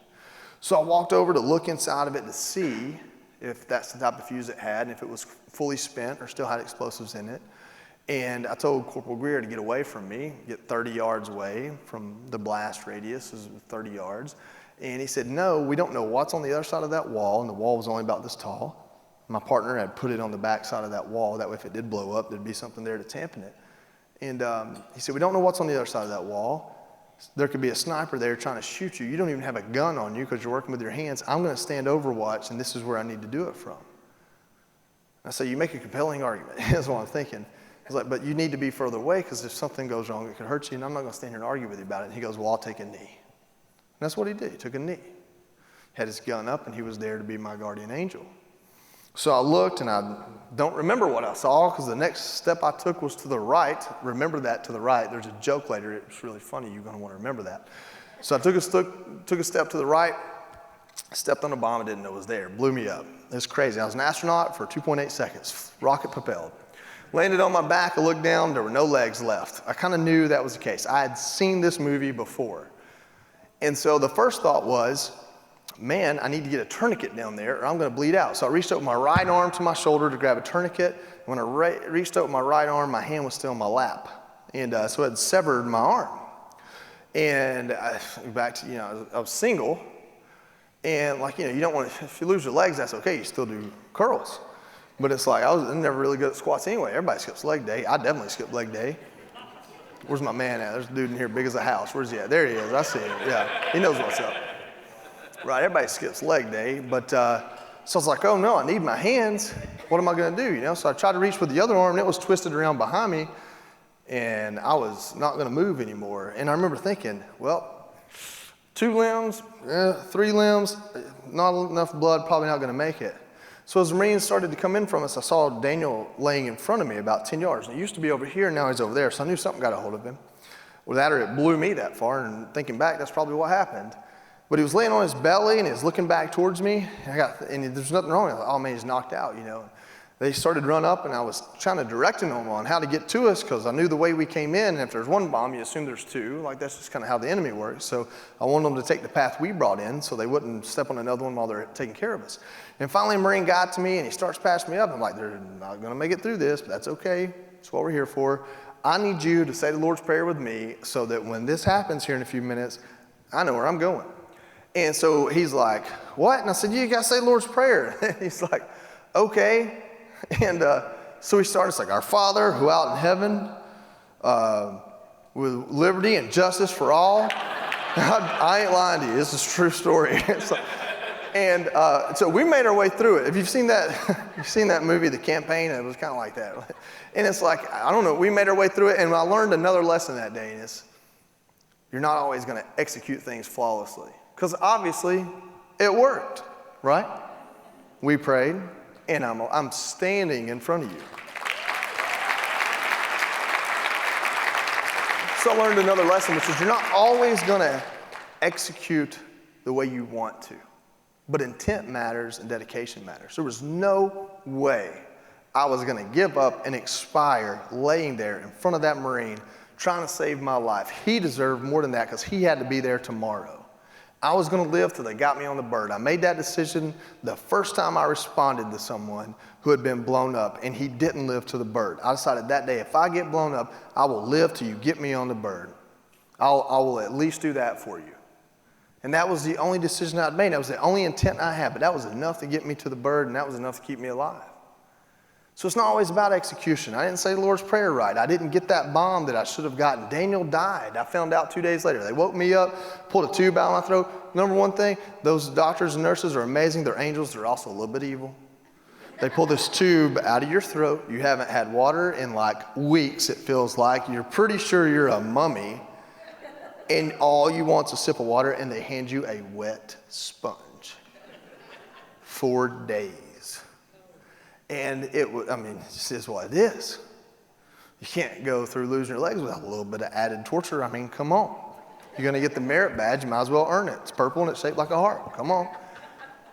So she woke me up, and the first thing I said was, "Where's Daniel?" Well, first thing I remember saying, I might have said something like, "Hey, I want some water," with some colorful language because I'm from Georgia. And she looked at me within this conversation. The first thing I remember saying is, "Where's Daniel?" And the first thing I remember her saying is, "Don't worry, hon, it's going to be okay."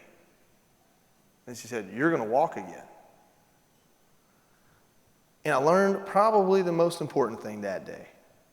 And this is where the war story is going to stop. If you want the rest of it, just Google or something. It doesn't matter. It doesn't matter. I'm saying here, you know I survived, right? I mean, y'all get that? Y'all made it that far? You know I lost my legs, you know I kept my hand, and you know I'm still alive. The rest of it's not a big deal. Now we're going to pivot. We're going to talk about important things that matter. What I learned that day, I'm exercising right now, and you are too. And that's that every human being on this earth, everyone in this room, as evidenced by the fact you're in this room tonight for this purpose, every one of us has a superpower. We have the ability to change someone else's life and not even know half the time we're doing it. That superpower of telling someone something they need to hear, even when it's not what they're asking. The ability to look at someone and see hope and to give it to them with a sentence. Y'all have that. She had that. You have that. See, here's the deal. I lost my legs in combat. I've been getting pats on the back for 10 years because I accidentally got blown up. I accidentally was bad at my job, and people love me for it. That's ironic. Like pretty much everything I've said today. There's irony just oozing, right? Like despite my best effort, I'm still doing okay. It's basically my life. And so you have that ability to have that effect on someone, to look at someone and say, you're going to get through it. See, this is the most amazing country in the world. I work with a news organization. If you recognize me from that, turn the TV off and walk outside, talk to normal people. None of us are normal. We want to be on TV. Come on now. I like to hear myself talk so much, I learned a way to make money at it. Like, none of us are normal. Go out and talk to real people, talk to normal people. Because those little letters in front of your name or behind it that talk about platforms, that's not where it's at, man. That's not what this country's all about. This is the most amazing country in the world. It's not because of the wealth in our economy, the strength of our military, or even our free system of government. Those are choices we made after the fact of realizing we're the greatest country in the world. And we're the greatest country in the world because no matter what we look like, no matter how we eat, no matter where we pray, no matter who we vote for, when we get up and we walk outside and we see someone stumble and fall, our gut instinct is to pick them back up, dust their back off, and ask them if they're okay.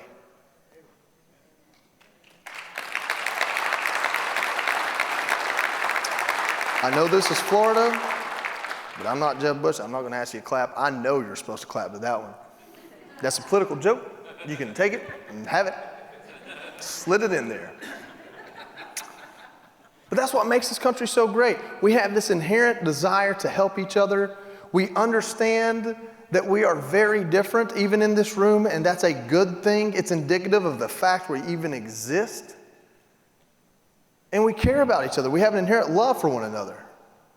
And we have the ability to change each other's lives in a moment for the better. I learned it that day. It took me years to put it into practice. I learned how to walk again.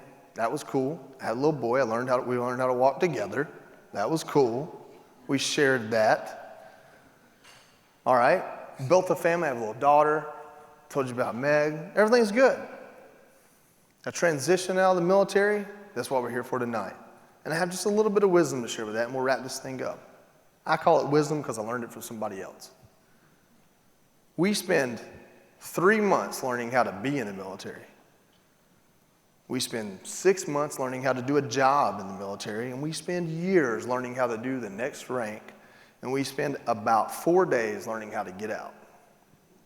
That's not anecdotal, it's just true. I know I'm going over, you're just gonna have to let me go, I'm wrapping it up.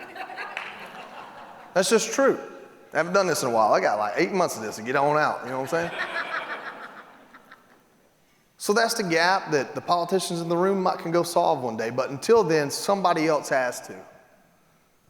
See, the thing about, I was talking to somebody out here earlier, and she's a civilian, she works with a military organization.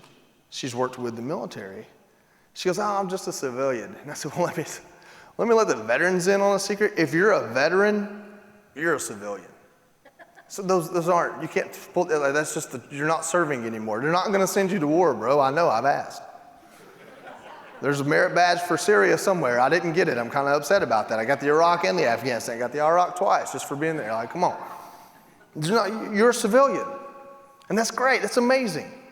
You're going to bring these tools that you've learned and you're going to put them in your toolbox. You're going to take that toolbox to work and you're not going to need to use all those tools. And that's okay. You're going to pull one out. It's going to impress people. It's going to matter. If you served in the military and now you're a veteran, the first lesson you got to learn is that responsibility is still yours.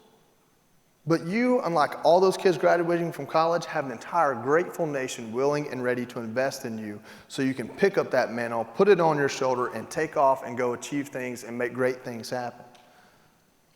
Leaving the military does not put you at a higher step on the ladder. It taught you how to climb it. Leaving the military doesn't mean you're owed anything, even though you are. It means you have the blessing of learning how to go get what you're owed. You have the blessing of learning how to go get what you want, whatever that is. And so when organizations like this pop up, they spend a decade or 8 years or how many years? It's a lot of years. A lot of years. I'm from Georgia. I'm no mathematician. I can only count to 10 now. There's a joke within there. We won't talk about it. When they stick around, they stick to it. Listen, if you're a nonprofit, you're a startup for like 20 years. You're a startup every year. There's nothing easy about being a nonprofit. You're selling something for nothing to your donors, basically. They get nothing in return and you get something from them. At the end of the day, goods and services, that's what it is.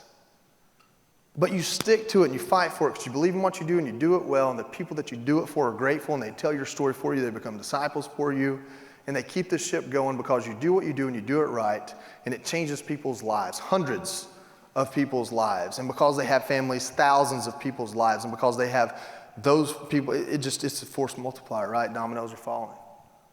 So the fact you showed up tonight matters. You're changing people's lives just by being here. You get to look silly doing it, right? Because I had no clue. When I walked through those doors, I did not expect to see anyone else in a Tommy Bahama shirt. I really did not. I'm like, they're pulling one over on me. I'm going to look, I'm wearing white pants, and it's not whatever that day is. I'm supposed to wait for it. That's funny because that really was the biggest concern I had. Not like, what am I going to say tonight? Anyway, we don't need to go there. You have the ability to change someone's life, and you showed up tonight, and you're going to do it. And I can't thank you enough for it because I'm one of those someones. The people in this room reassured me tonight that every single day and every single hurt and those ghost pains and nerve pains and frustration, not being able to run, of needing an entire ramp installed to talk to you tonight, right? Like all of that's worth it. You're worth it. And your kids are worth it. Your family's worth it. I don't care who you voted for. I don't care what your biggest mistake is, because tonight you're a part of a blessing. And thanks to these people, your energy can go to something that's really amazing. The veterans in this country, when I'm asked what they need, I said on TV this morning, what's the biggest issue in the veteran community? It's not suicide. It's not PTSD. Those are terrible and they need solving. But the biggest issue is the ability to believe in oneself after service and go do something with it, because that solves some of those first ones, or at least it gives you the ability to go find help for them. That issue affects us all. 100% casualty rate on transition, because we're all going to go through a moment of not understanding what we're about to do. And we get 4 days to figure it out from the big green weenie from Uncle Sam. Didn't mean to use that one, my bad. It's true though, right? I mean, come on, it's true. You get 4 days to figure it out. So these people show up and they change our lives. All right, that's impactful. I'm gonna tell you that joke I promised you, because it's funny. This is not political. I respect the man, I met the man, and I like the man. Just never voted for him, wouldn't do it again, that's okay. I like him. I'd hang out with Jimmy Carter tomorrow. Are you kidding me? Coolest dude ever. So I was in the White House 2013 having dinner with President Obama. And it was really cool. All the 4-star generals were there. I'm going to give you a piece of information in this story that not many people get, just because I haven't done this in a while and I want to spice it up. So all the 4-star generals were there. They called it Combatant Commanders Dinner. General Petraeus and Barack Obama were not getting along, right? They had a fight on the playground. And this to me is a really baller move, if you ask me. So I show up and I'm just the shiny object that went to war and had bad luck, so I get to come pretend to be cool for a day. Bring your kid to work day kind of thing, right? So Meg and I show up, we're dressed, I'm in a uniform, I've even got long pants on. This is the White House. This is a big deal, right? I mean, come on, this is the White House. I don't care who's hanging out. That's cool, you know? And we show up and all the wives, because at the time, none of the combatant commanders were females. That would be different today, which is a pretty cool deal. All right, so all the wives were hanging out, cocktail and hors d'oeuvres, and all the generals were with President Obama. And I don't know, I think I heard someone make a joke, whiskey and cigars. I don't know if that's true. They might have been there in the war room. I don't know what they were doing. But I was not invited because I'm not a general. I wasn't that good at being a staff sergeant, right? And so I turned the corner and General Petraeus is hanging out drinking champagne out of a flute or whatever, because President Obama did not invite him to whiskey and cigar hour to remind him who his boss is, and which I think is just kind of cool, if you ask me, and I like both of them. And so anyways, he had a couple of those because he's having a bad day, and we're talking, you know, and the Marine Corps, our anchors are slanted because our eagles fly straight, and I guess he had just made it just far enough into that he kept turning to make my anchor straight like the Navy. And I just would have to and fix it back, you know. I'm not gonna tell General Petraeus that he's messing my uniform up, you know. And he was very gracious. We had a great conversation. And so that's the part nobody else ever gets to hear, you know, just so you know. So please don't live stream this on the internet or something. So we'll wrap this story up, we'll wrap the night up, and we'll raise some money. Get your pocketbooks ready, please. Come on now. And so we sit down, and they're these tables hold 8 normally, and I think there's 12 of us at each table. So we're up, you know, I know what President Obama's cologne smells like, you know what I'm saying? We're together. And he keeps pulling his phone out, and it's a BlackBerry, he's famous for that.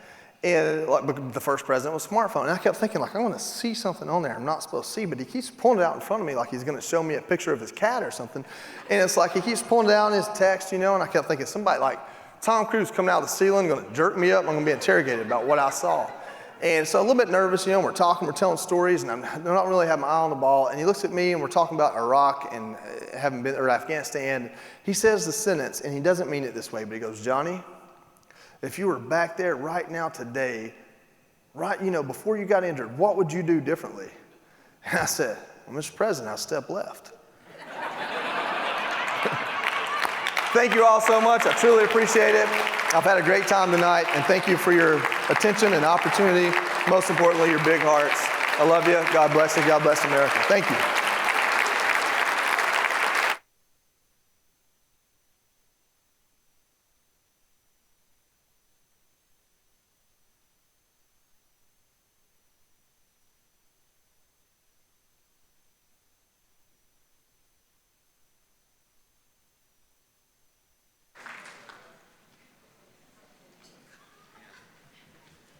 Now I know why Michelle's not doing this. I mean, come on. That was amazing. Joey, we love you.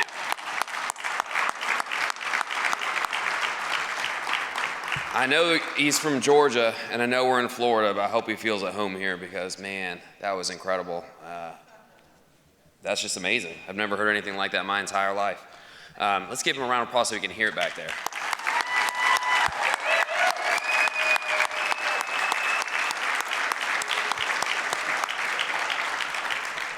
For those of you who are watching online, we're going to switch to the live auction now, but you have to hold out. You have to stay watching to find out if you won. You have to be present to win, even if you don't have your pants on or anything else. You have to be on there.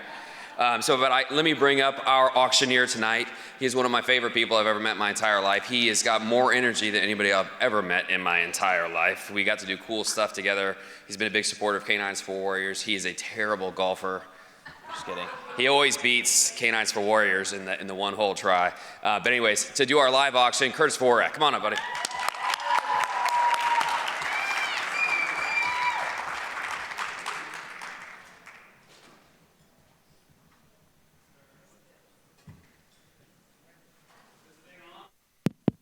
Is this thing on? Check, check, check. There we go. Oh, man. This is, Michelle, thanks for setting me up here right after that. I know that's the call to action, you know, having him come up and tell that. I mean, how crazy is this, folks? Let me just tell you something here. You're sitting here in a room full of people that are super successful. You've heard from Joey, are you kidding me? A Marine who got blown up, who served our country. We've got city council members. We had the governor introduce somebody. We had the mayor make a statement. And you get to do a live auction with a guy who got famous being a stuffed animal. How the heck did I get here? How the heck am I in this crowd with a doctor who spoke to you? Sharita, hold on a sec. Where was the teleprompter that you were looking at? Because that speech was freaking golden. I'm looking over here and there's no teleprompter for me. Sharita, an MBA. And again, you got a guy who's a mascot who's suddenly up here going to talk to you about some live auction items. But you know why I'm here? And I think there's some synergy here. I'm here because my entire career has been based off of taking advantage of an opportunity when presented it. I got the Jags job because of an opportunity, because I didn't hang up the phone and ended up here. And I got the TV job. By the way, I do TV now. I did the mascot gig for 19 years. How about them Jaguars, huh? I like to tell people, I was with the Jaguars when we were still mediocre. We were almost 500 when I got the hell out of there. But here's the thing. I got an opportunity as the mascot to be in front of all the top people in this city. I used to mess with politicians. When I was in the suit next to them, politicians did not like it because they have to smile, right? They have to smile, grip, and grin, and I'm in the suit saying the most inappropriate things to them because nobody can hear us. And so what I did as the mascot is I met all of our sponsors. I met all of our suite holders. I made sure they knew who I was. I delivered their suite tickets to them. And I took advantage of the opportunities of the people that I was around. And that's some synergy with what ONU does, is ONU opens up doors to people and puts them in a network that they would not have an opportunity to get to. And the TV gig came because of that, came because of the networking that I had done. I knew I wanted to get into TV, and as Joey said, I'm one of those idiots who wanted to be on TV. Breaking news right now, I'm leaving in a few weeks. I'm leaving TV in a few weeks. Why? Well, don't cry, it's all right. The reason I'm leaving in a few weeks is because I got a 3-week-old little girl at home right now. And her big brother is 2.5 years old. And he had 2 open heart surgeries in his first 11 months of life. And what I've found out in the last 3 years is that I apologize for those who are fans of Jackson and those who are fans of me on TV. I apologize. I don't want to be there for you anymore. I don't. I want to be there for them.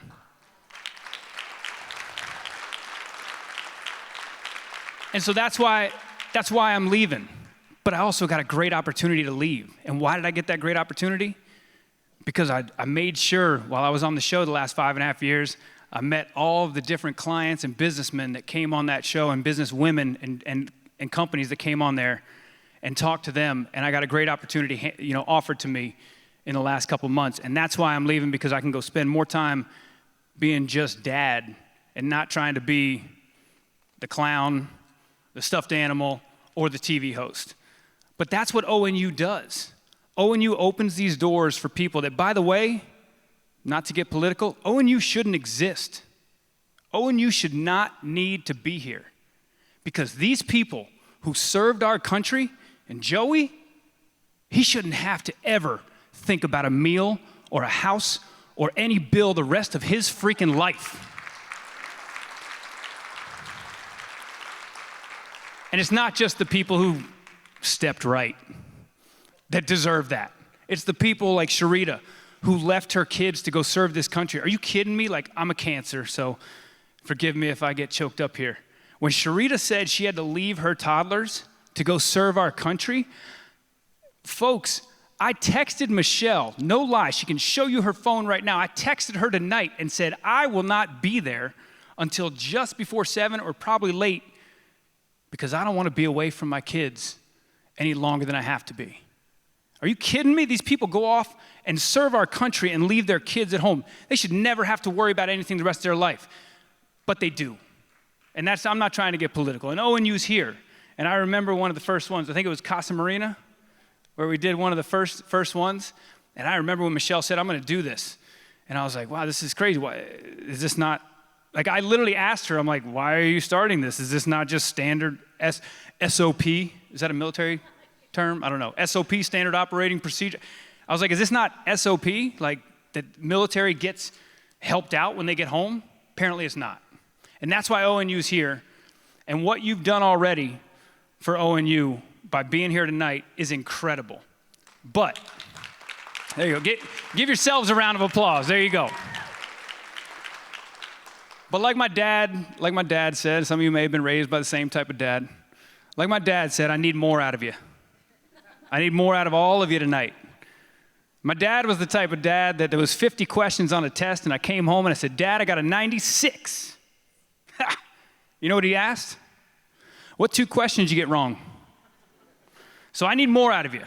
I need more out of you guys. And this is how lame I am. Like I said, you had the governor of our state here. You had a congressman from this area. You have a city council member as the MC tonight. And now you got this stuffed animal up here going to ask you to dip into your pockets and give us some more money.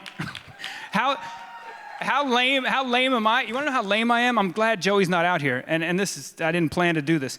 But I'm walking around a little gingerly because, no lie, I'm wearing a back brace because, and I'm going to take it off because Joey just walked up here with, you saw him.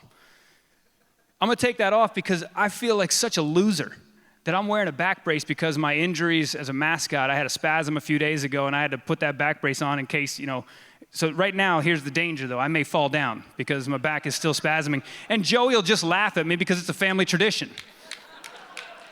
So this is how lame I am. I'm wearing that back brace. He served our country. We have all these people who served our country here. And now I'm up here going to ask you to give your money.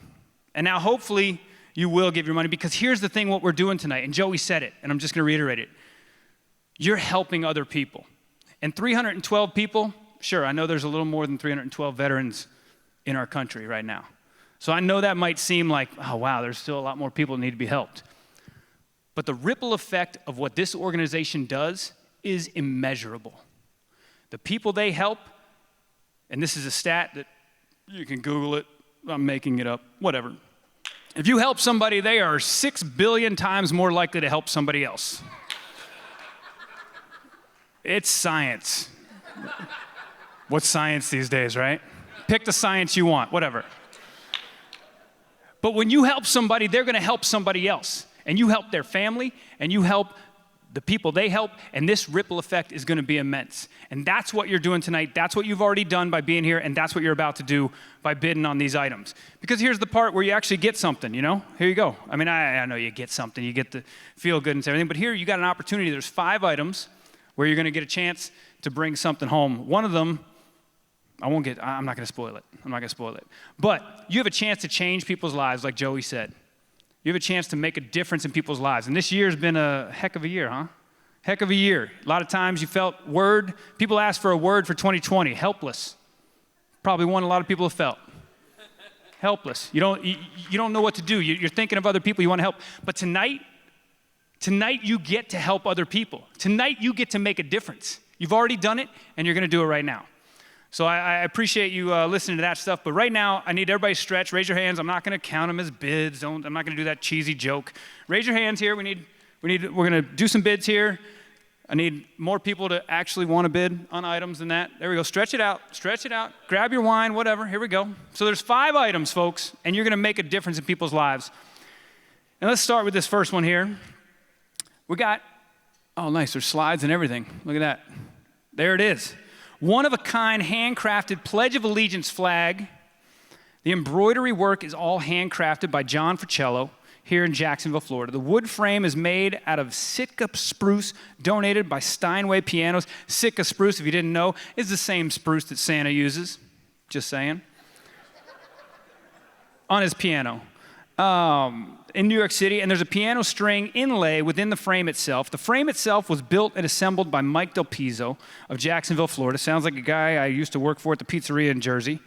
Half of the proceeds from this is a double. So when you get this item, you're not only helping out ONU, you're helping out another organization.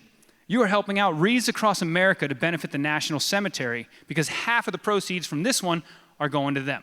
So, one-of-a-kind handcrafted Pledge of Allegiance flag. You can see it right there. I think it's probably out in the lobby there. It's right here in front of me. I was way off. It's not out there. It's right here. Okay, there it is. Yeah, because I can't lift more than about 5 pounds right now. So there you go. This is what you're getting. Probably valued around $1,000, but we're going to start this one. Now, granted, I'm going to need to turn these lights down, or I'm going to need people to tell me when you got to yell when you raise your hand. We'll start this one at $400. $400. 400 right there. Whoever said it. 400 over here. Let's get 500. Let's get 500 for this. 500. I heard the voice right there. 500. Let's get 600. Let's get 600. We have 500 over here. Let's get 600. We had 400, then 500. Might have been from the same table. I'd like everybody to know that all tables can play. Everyone's allowed to play. We have $500 right now. Let's get $600. We have $500 for this beautiful piece of artwork that you can hang on your wall. And, by the way, help 2 501c3 charities at the same time. What was the number? Oh, we were at about 6,000. So if you'd like to go, you know what, 6,001? I normally don't do that, but I'll let you go there. How about this? You pick a number. 700? I like that. All right, 700. 700 over here at the front table. Let's keep going. Let's go 800. Let's go 800. 700 right here. Let's go 800. This table that was real talkative a second ago, nobody's raising their hand. We're at 700 here. If the 2 of you got together at the same table, you could, that's 500 and 600. That's 2,500. Joey and I went to the same math class. We're at $700 right here. Let me get 800. Let's get 800. Thank you, sir. 800 right there. There we go. 800 over there. Finally, this side of the room's playing. $800 right there. Let me get 9. I love when people skip numbers. As a live auctioneer host, I got to tell you, I love when you skip numbers, folks. When you get the denomination, like, oh, he's going by 100. And then she goes to $1,000. $1,000 right there at the front table here.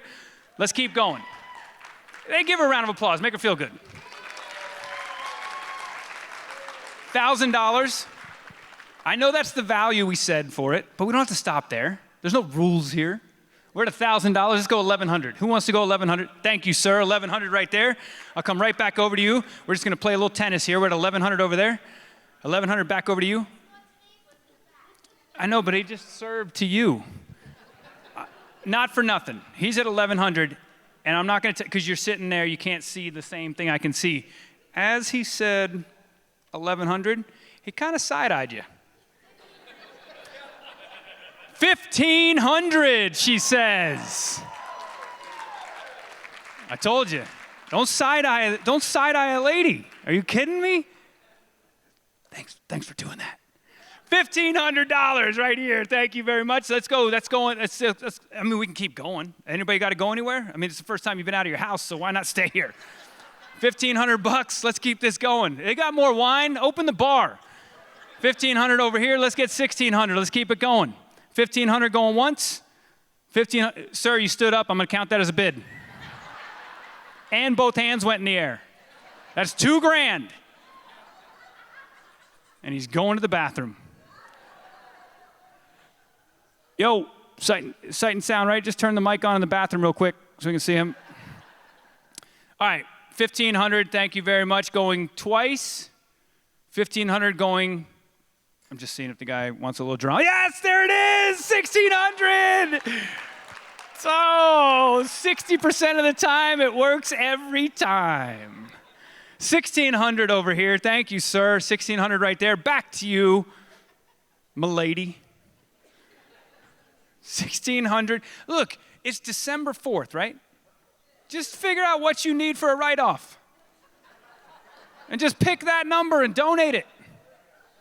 We're at $1,600 over here. Let's keep it going. $1,700, $1,600. $1,700, she says it. 17. We have 4 other items. Just be patient, folks. $1,700 going once.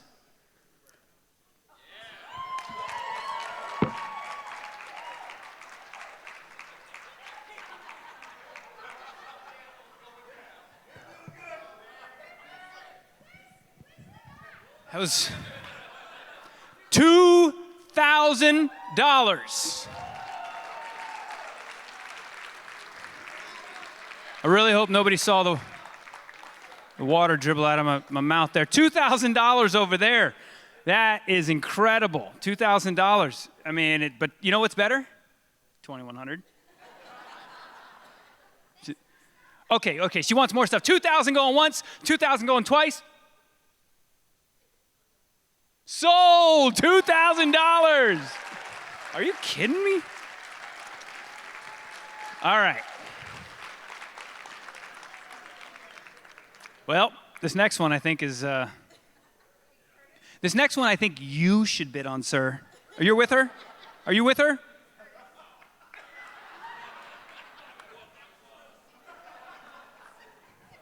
I'd just like to remind everybody that was $2,000 to that item.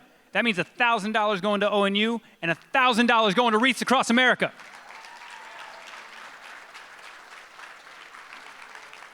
So, sir, again, I ask you in front of everybody. Yeah, sure. He needs to bid on this next item anyway. You're with her, right, sir? Yes. You need to bid on this one. This is date nights for a year. Date nights for a year, 12 months, 12 dates, ranging from romantic, sensual? I thought this was a family event. I guess that is a family thing. Ranging from romantic, sensual nights on the beach to limo rides on the boulevard. Let us take the guesswork out of date nights and explore Jacksonville like you have never experienced before. You got 12 dates over 12 months for 2021. This is valued at over $1,200. There's the box. We're going to start this at $500. $500 right here. Thank you very much. We're going to go to $600 real quick after that. $600 right there. We're going to go $700. Rory, what'd you do? Been away too much, huh? Been away too much. $700 from Rory right here. $1,000. Jump in the shark. There we go. $1,000 over there. Thank you very much. Let's go to $1,100. Let's go back to $1,100. 12 dates. $1,100. Thank you very much. Let's go back over here. It's $100 a date if you say $1,200. Whoever raises their hand, $100 a date. Oh, what? Your significant other isn't worth $100? There you go. That guy knows. That guy knew real quick. He's like, oh, she's worth it. I want her to see this. $1,200 right here in the center. Let's keep it going. $1,300 right there. Thank you very much. Let's keep it going. Just keep it going. Just keep hitting the ball. The damn lights. Oh, way over here. You want to pick a number? $1,500. There we go. Thank you very much. $1,500. $1,500 over here. Let's go to $1,600. We got $1,500 over here. Let's go to $1,600. 12 dates, 12 months. Some of you obviously are not really sure that your relationship's going to last through 2021. You can use these dates with anyone you want. You're buying this. This isn't bought as a couple. Now I lost track. What did you say, 2,500? What? 15. I was way off. 1,500 over there. Let's go 1,600. 1,500 over there. Let's go 1,600. So who brushed their hair in back there? I don't care if you're staff. I'm counting it. Marriott. I know what these rooms cost. There's a Marriott staff member raise their hand. 1,500 over here. 1,500 going once. 1,500 going twice. 1,600. Thank you very much, sir. 1,600 in back there. Back to you. Oh. Yeah, she looked over at him. She looked over at him. She goes, you will raise your hand. 1,700 right there. Thank you very much. Back to you, sir, in the back. It was 1,700 over here. Let's go 1,800. 1,700 over here. We need 1,800 from somebody. 1,700 going once. 1,700 going twice. Who likes drama? Who likes drama? 1,700 going 2.25. Sold. $1,700. Thank you very much. I mean, that's a really good deal. It's 100 and whatever. It's a little over $100 a date. All right. This third one is the Drew Estate Humidor. And we got any cigar smokers out there? Cigar smokers? Well, this is going to be a... Is there a cigar smoker in the room? Okay, tell me what you want to spend. Because it looks like you're bidding against yourself. You have a Drew Estate Humidor and cigars. The cigars are in it. Oh my goodness, look at this. What is this? Like, am I Tom Cruise? I can break into this thing? All right, we got a custom-made glass humidor with box of Liga Privada, number 9, Edición Limitada, cigars and Undercrown. I don't know why this is written in Spanglish. Undercrown, Maduro cigars, and travel case. There's a travel case? You can carry this on, you can't carry that on a plane. It doesn't even fit the freaking overhead. There's a travel case at the bottom. No, that's my back brace. Anyway, all right. You're gonna, travel case and hat. Wait, there's a hat? That changes everything. There's a hat, folks. There's a hat this holiday season, beautiful selection of cigars, and an impressive custom humidor to keep your cigars fresh. This is valued at $1,100. I'm just going to start it, whatever, $500. 500, thank you, sir, right back there. $500 right there. Let's go $600 for the next bid. $500 back here. Let's go $600 for the next bid. $500 over there, all the way in the back. My man's waiting. You waiting for her to come back from the bathroom? $500 in the back. $500 going one. She's back. Raise his hand. $500 going once. It's all these cigars. Look, hold on, let me count them.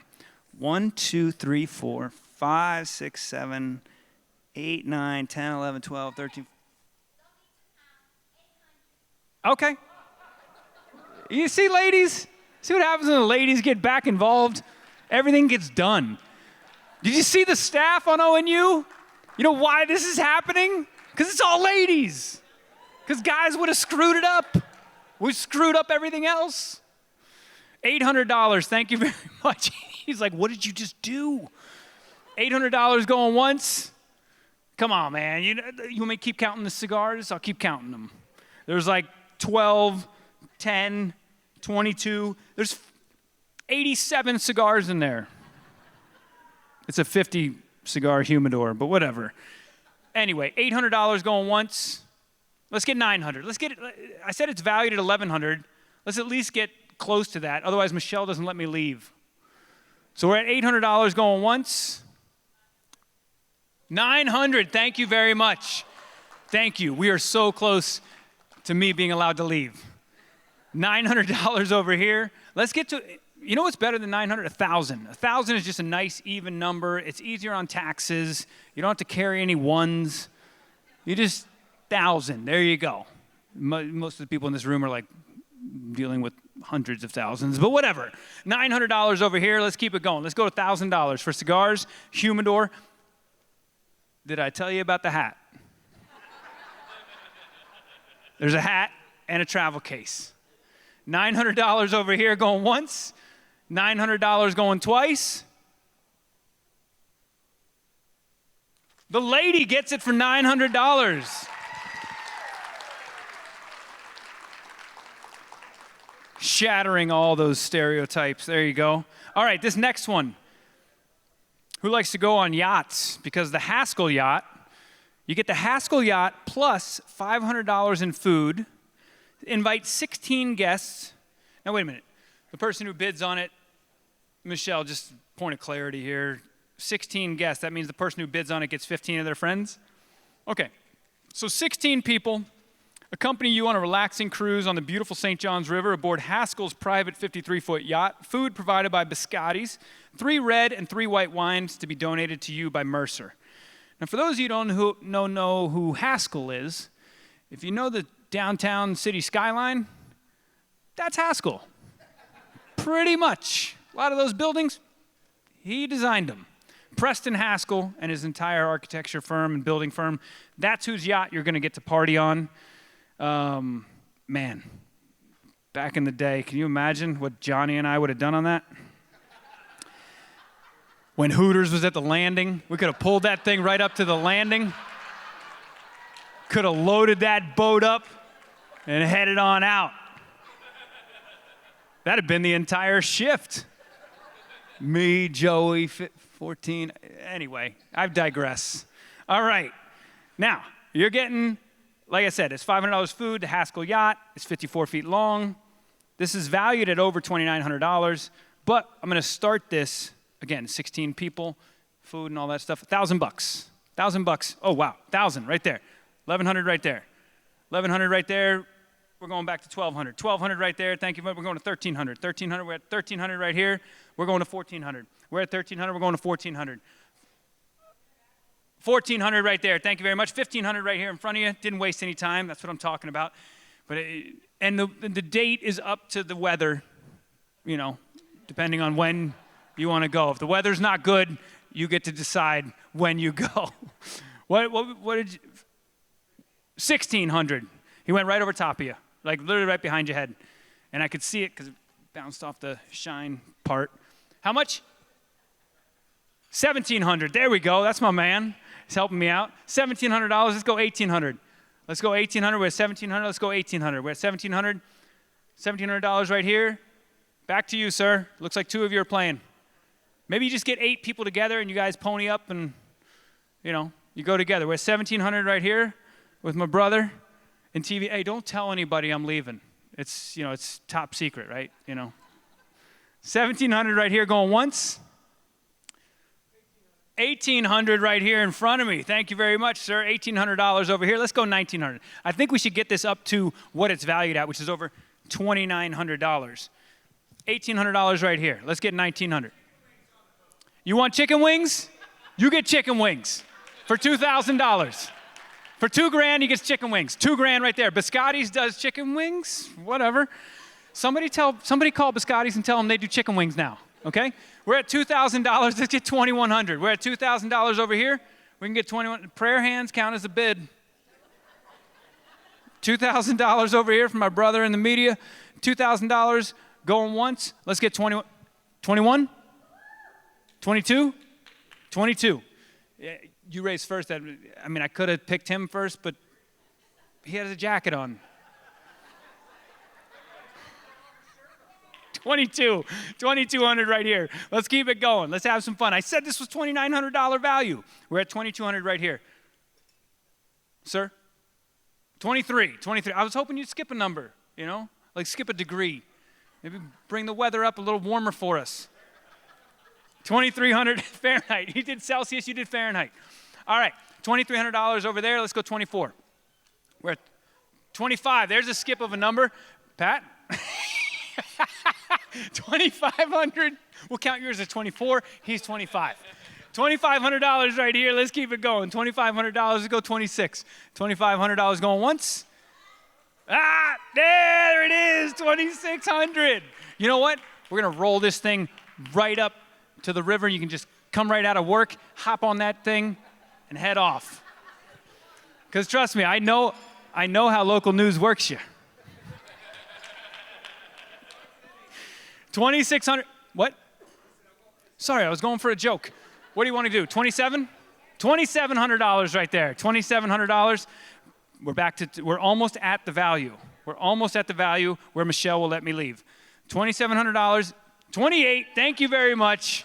$2,800, 2,800, we're there, we're almost close. We're 100 away, sir. We're 100 away from the actual value of it. If you just want to, just raise a hand. Just whoop, just put the hand up. There it is! 5,000? Oh, sorry, I totally misread the vibe. I saw you do this, and I was like, okay, that means 5,000, but apparently it doesn't in Ponte Vedra. 2,900. There we go. 2,900. They deal in different numbers in Ponte Vedra. 2,900 is the bid right now. Let's go to 3,000. I mean, we can go over the actual value of it. There's no rules. So 2,900 going once. He's bid a lot. I know a lot of people are feeling sorry. Like, give the guy the gift. 2,900 going twice. $3,000. I would do one of those high leg kicks right now, but I think I'd probably fall down. $3,000 right there. Thank you very much, sir. Let's keep it going. I mean, we only have one other item that, by the way, is gonna just blow you away. $3,000 is where we're at. Let's keep it going. 3,100 is the next bid. Otherwise, we're gonna sell it to my man for $3,000. 3,100. There we go. The Tommy Bahama shirt takes over the jacket. He's at 31. He didn't wear a jacket. That's what a jacket does. You know what a jacket does? A jacket says, I'm not going 32. I'm going 3,500. He said 3,500. You know what that is? My man, Tommy Bahama. He just pushed all his chips in. He's strong. He just leveraged you. He just leaned on you with all the chips he has. 3,600.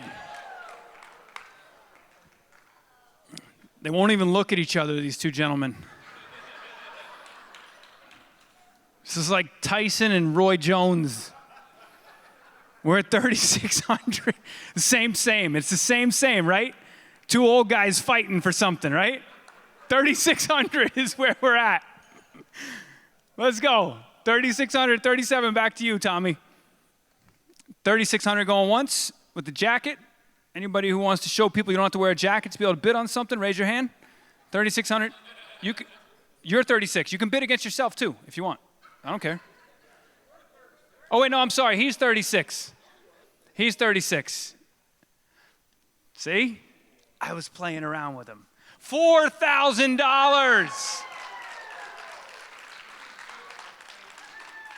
$4,000 from the jacket.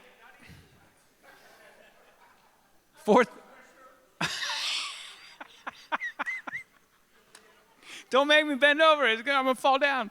$4,000 over here at the front table. Thank you very much. With the that's not seersucker. That's more, what is that? That's not a seersucker. That's a $4,000 jacket is what that is. Yo, let me tell you something right now. I'm going to just, let me tell you how lame I am. He's in a $4,000 jacket bidding on stuff. This suit, it's a custom suit, right? But if you come look at the name on it, it's my buddy who gave this to me because the pants were too short for him. But we got the same waist. So he gave me a custom suit. That's what I'm wearing. This guy's wearing one of his $4,000 blazers. That's what you get when you're a mascot. $4,000 from the blazer up front. 4,000 going once, 4,000 going twice. Were you just putting your drink down, or you? Sold $4,000.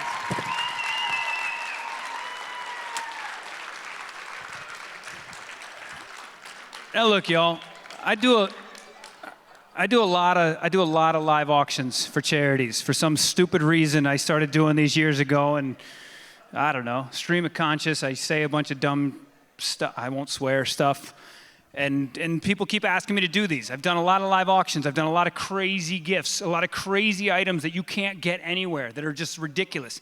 This next item, I'm not even sure it's legal. We can do this, but whatever. Michelle said to do this. I know it's legal. For those at home watching, it's just a joke. That's a joke. It's a joke. We're auctioning off this puppy. I'm serious. I'm serious. Are you kidding me? I shouldn't be letting this puppy touch my hands. He hasn't had check his temperature. I don't know if he has COVID, but whatever. I just let him lick my fingers. Lady Liberty, Labradoodle puppy. Liberty is a beautiful black, smooth-haired Labradoodle puppy. She has dark eyes, lab features, and has a low-maintenance coat. She gets along well with others, very interactive, and has an easygoing personality. Libby, short for Liberty, get it? Is playful, active, and outgoing, and will make the perfect addition to your family. Wow. Are you kidding me? This is a Labradoodle puppy, 9 weeks, right? 9 weeks old today. 9 weeks old today. I mean, I don't know, who knows the dog market? Where's Rory? Rory leaves me right when I need the dog guy. I need the dog expert, and Rory leaves me. All right, I don't know. I know these things are expensive. I'm just going to start it at $1,000 for a Labradoodle puppy that's right here in front of you. There you go. Thank you very much. $1,000 right there. Let's keep it going. This thing should go up more. The dog is here in front of you. Are you kidding me? You're going to make this dog feel bad by not bidding on it? Thank you very much right there. How much you want to go? $1,500. She knows dogs. She knows dogs. She just skipped the $1,100. Okay, somebody else knows dogs. Somebody else knows dogs. $2,000. I won't even tell you what this is worth. You could Google it or Bing it, whatever, if you don't like Google anymore because they censor stuff, whatever. What? You guys don't even need me. What? 3,000. Hey, guys, AV, can we get mics on every table real quick? Because they don't need me. We're at $3,000 right in back there. $3,000 right there. That's pretty cool. 3,500. Oh, hold, please. $3,500. I just want to give each person their due right now. Give them applause because these ladies are raising their hand before anybody else can get a bid in and actually appreciate that they actually, okay, yeah, now you can go. $4,000. $4,000. We're at $4,000. I'm sorry, I'm blocking the puppy. Never block the puppy. They taught you this on TV. Don't work with kids or dogs and just don't block the puppy. 4,000. You said 4,000. She said 4 with 3 zeros at. $4,000 for Libby. What was that, sir? No, he was just telling her to grab the dessert. $4,000 back here in the center. That's amazing. This is great. I get to go home. $4,000. We had 3 people involved in this, and we now only have 1. She outlasted everybody. Unless there's some, you know what? Maybe there's some drama coming up. Let's just feed into it a little bit. 4,000 going once. 4,000 going twice. It's not that much more than what you already bid. Like it's a few hundred more than what you already raised your hand for. You're gonna tell Libby that she wasn't worth an extra couple hundred? Shit, I'm trying to lay it on thick.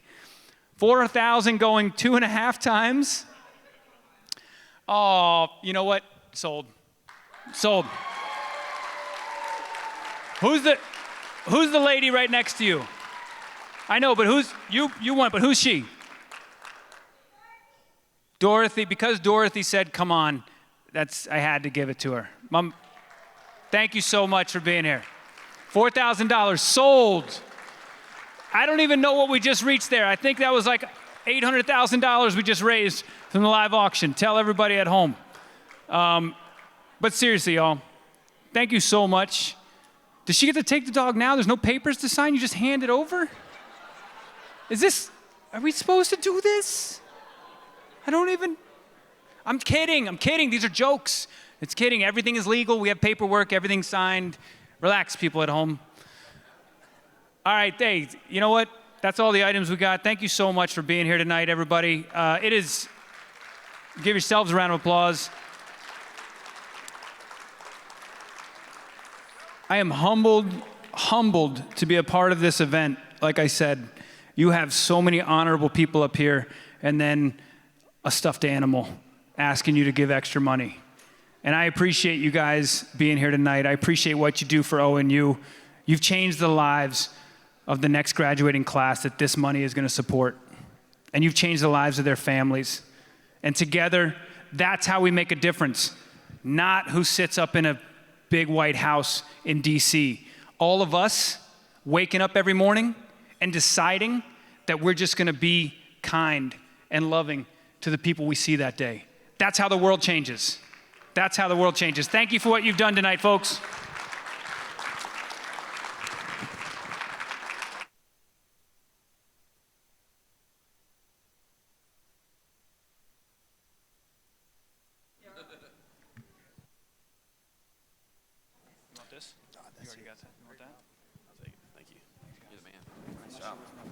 How great was Curtis? This guy's awesome. Michelle, I find your use of a dog at a veterans event very suspicious and unfair. Who would do that? All right, welcome our man Joey back.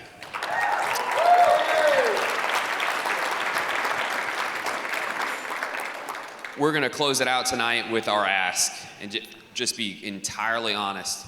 COVID has decimated nonprofits across America this year.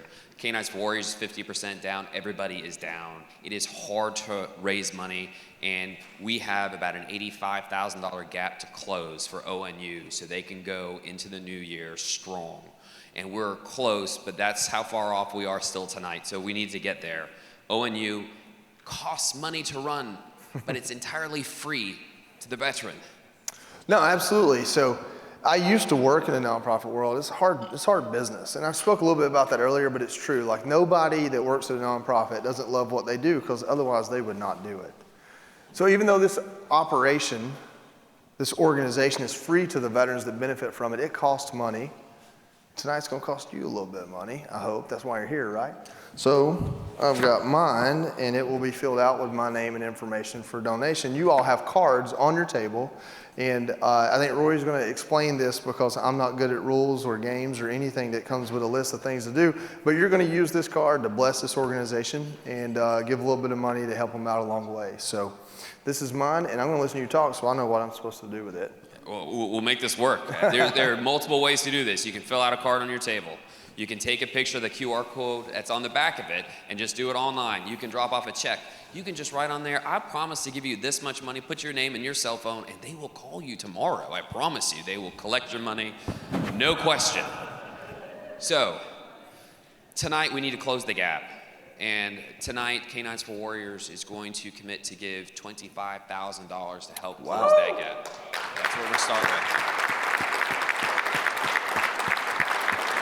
Is there anybody else here tonight who can match us at $25,000 to help us close this gap? $25,000 to feed this organization, to close the gap, to get them into 2021. Come on, I know you need that tax write-off. That letter, I will help write it. You can come play with the puppy at Canines for Warriors. All right. How about at the $10,000 level? Will someone commit to $10,000? In the back over here, I see a hand There's up. a gent. Jump on up. Thank you, sir. Wow. I appreciate it. I appreciate it. You're not taking home a trip on a yacht or a puppy or anything else. You're taking home something so much more valuable, that you did the right thing tonight to help these amazing people do the right thing. Does anybody else want to join that hero tonight at $10,000? I'm not as good as Curtis. Let's just be honest. But I can be quiet and make it awkward. Come on. All right. $5,000 level. Will anybody give $5,000 tonight?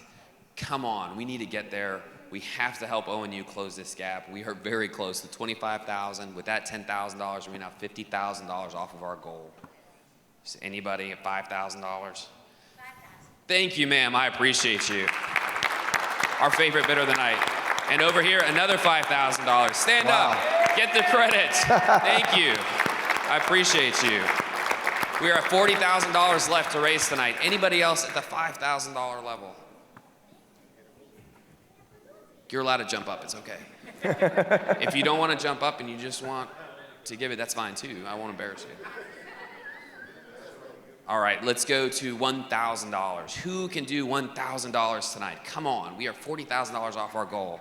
$1,000. I know you can do this. You were offering $4,000 for a yacht. $1,000 to do the right thing. Right over here. There we go, right over there. Thank you, appreciate it. Stand up, get credit, we love you.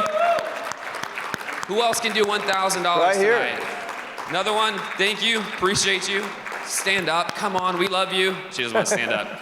She was gonna say something way worse that I'm not standing up. Who else has got one, from $1,000, you get to sit down. Who else can do $1,000? Come on, we're at $38,000. We're closing in on our goal. I know we can do this. You did the math that fast. That's pretty. Come on, $1,000. Who can do it? Am I missing? Right back there. Thank you. I appreciate you. Get that woman a gold. I love it. Thank you, ma'am. Who else can do $1,000 tonight? Come on, right there. Right here. I appreciate you. We are at $35,000 off our goal. I know we can get there. Anybody else at $1,000 tonight? I know you want to go home, right? There's a bar outside. Think about how good you're going to feel with a drink and a $1,000 donation. That's amazing. Anybody else? $1,000. You can do it later too. We're never going to say no. All right, $500 level. Come on, who can give at $500? We need to get right here. Dan Bean, he's the man, the newlywed. Is Ann also doing it? So it's $1,000? Oh, look, they're doing it online as we speak. Right there. Where am I missing? I can't see anything. So right there. Appreciate you. Awesome.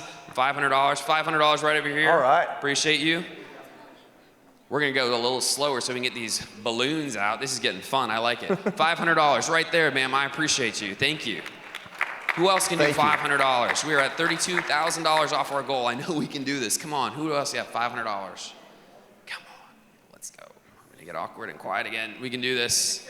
Some of you spent $500 to look this ridiculous tonight. I know you can make a donation of $500. Who wants to say no to Joey? All right, let's wrap up with $100. Who can do $100 tonight? And we will close tonight out right here. Thank you, I appreciate you. Every dollar matters, everything we raise tonight matters. Who else can do $100? Right back there, sir, I appreciate you. Who else can do it right here? Nick Howland, the Fire Watch, he's a man. Jason Snodgrass and Rachel Snodgrass, amazing employees of Canines for Warriors. Who else can do $100? Come on, $100. Warren Sheelor and Michelle Sheelor. She wears pirate gear, so I call her Sheelor. She's amazing. $100 each from them, they're amazing. Who else can do $100 tonight? Come on. Right over here, thank you, sir, appreciate you.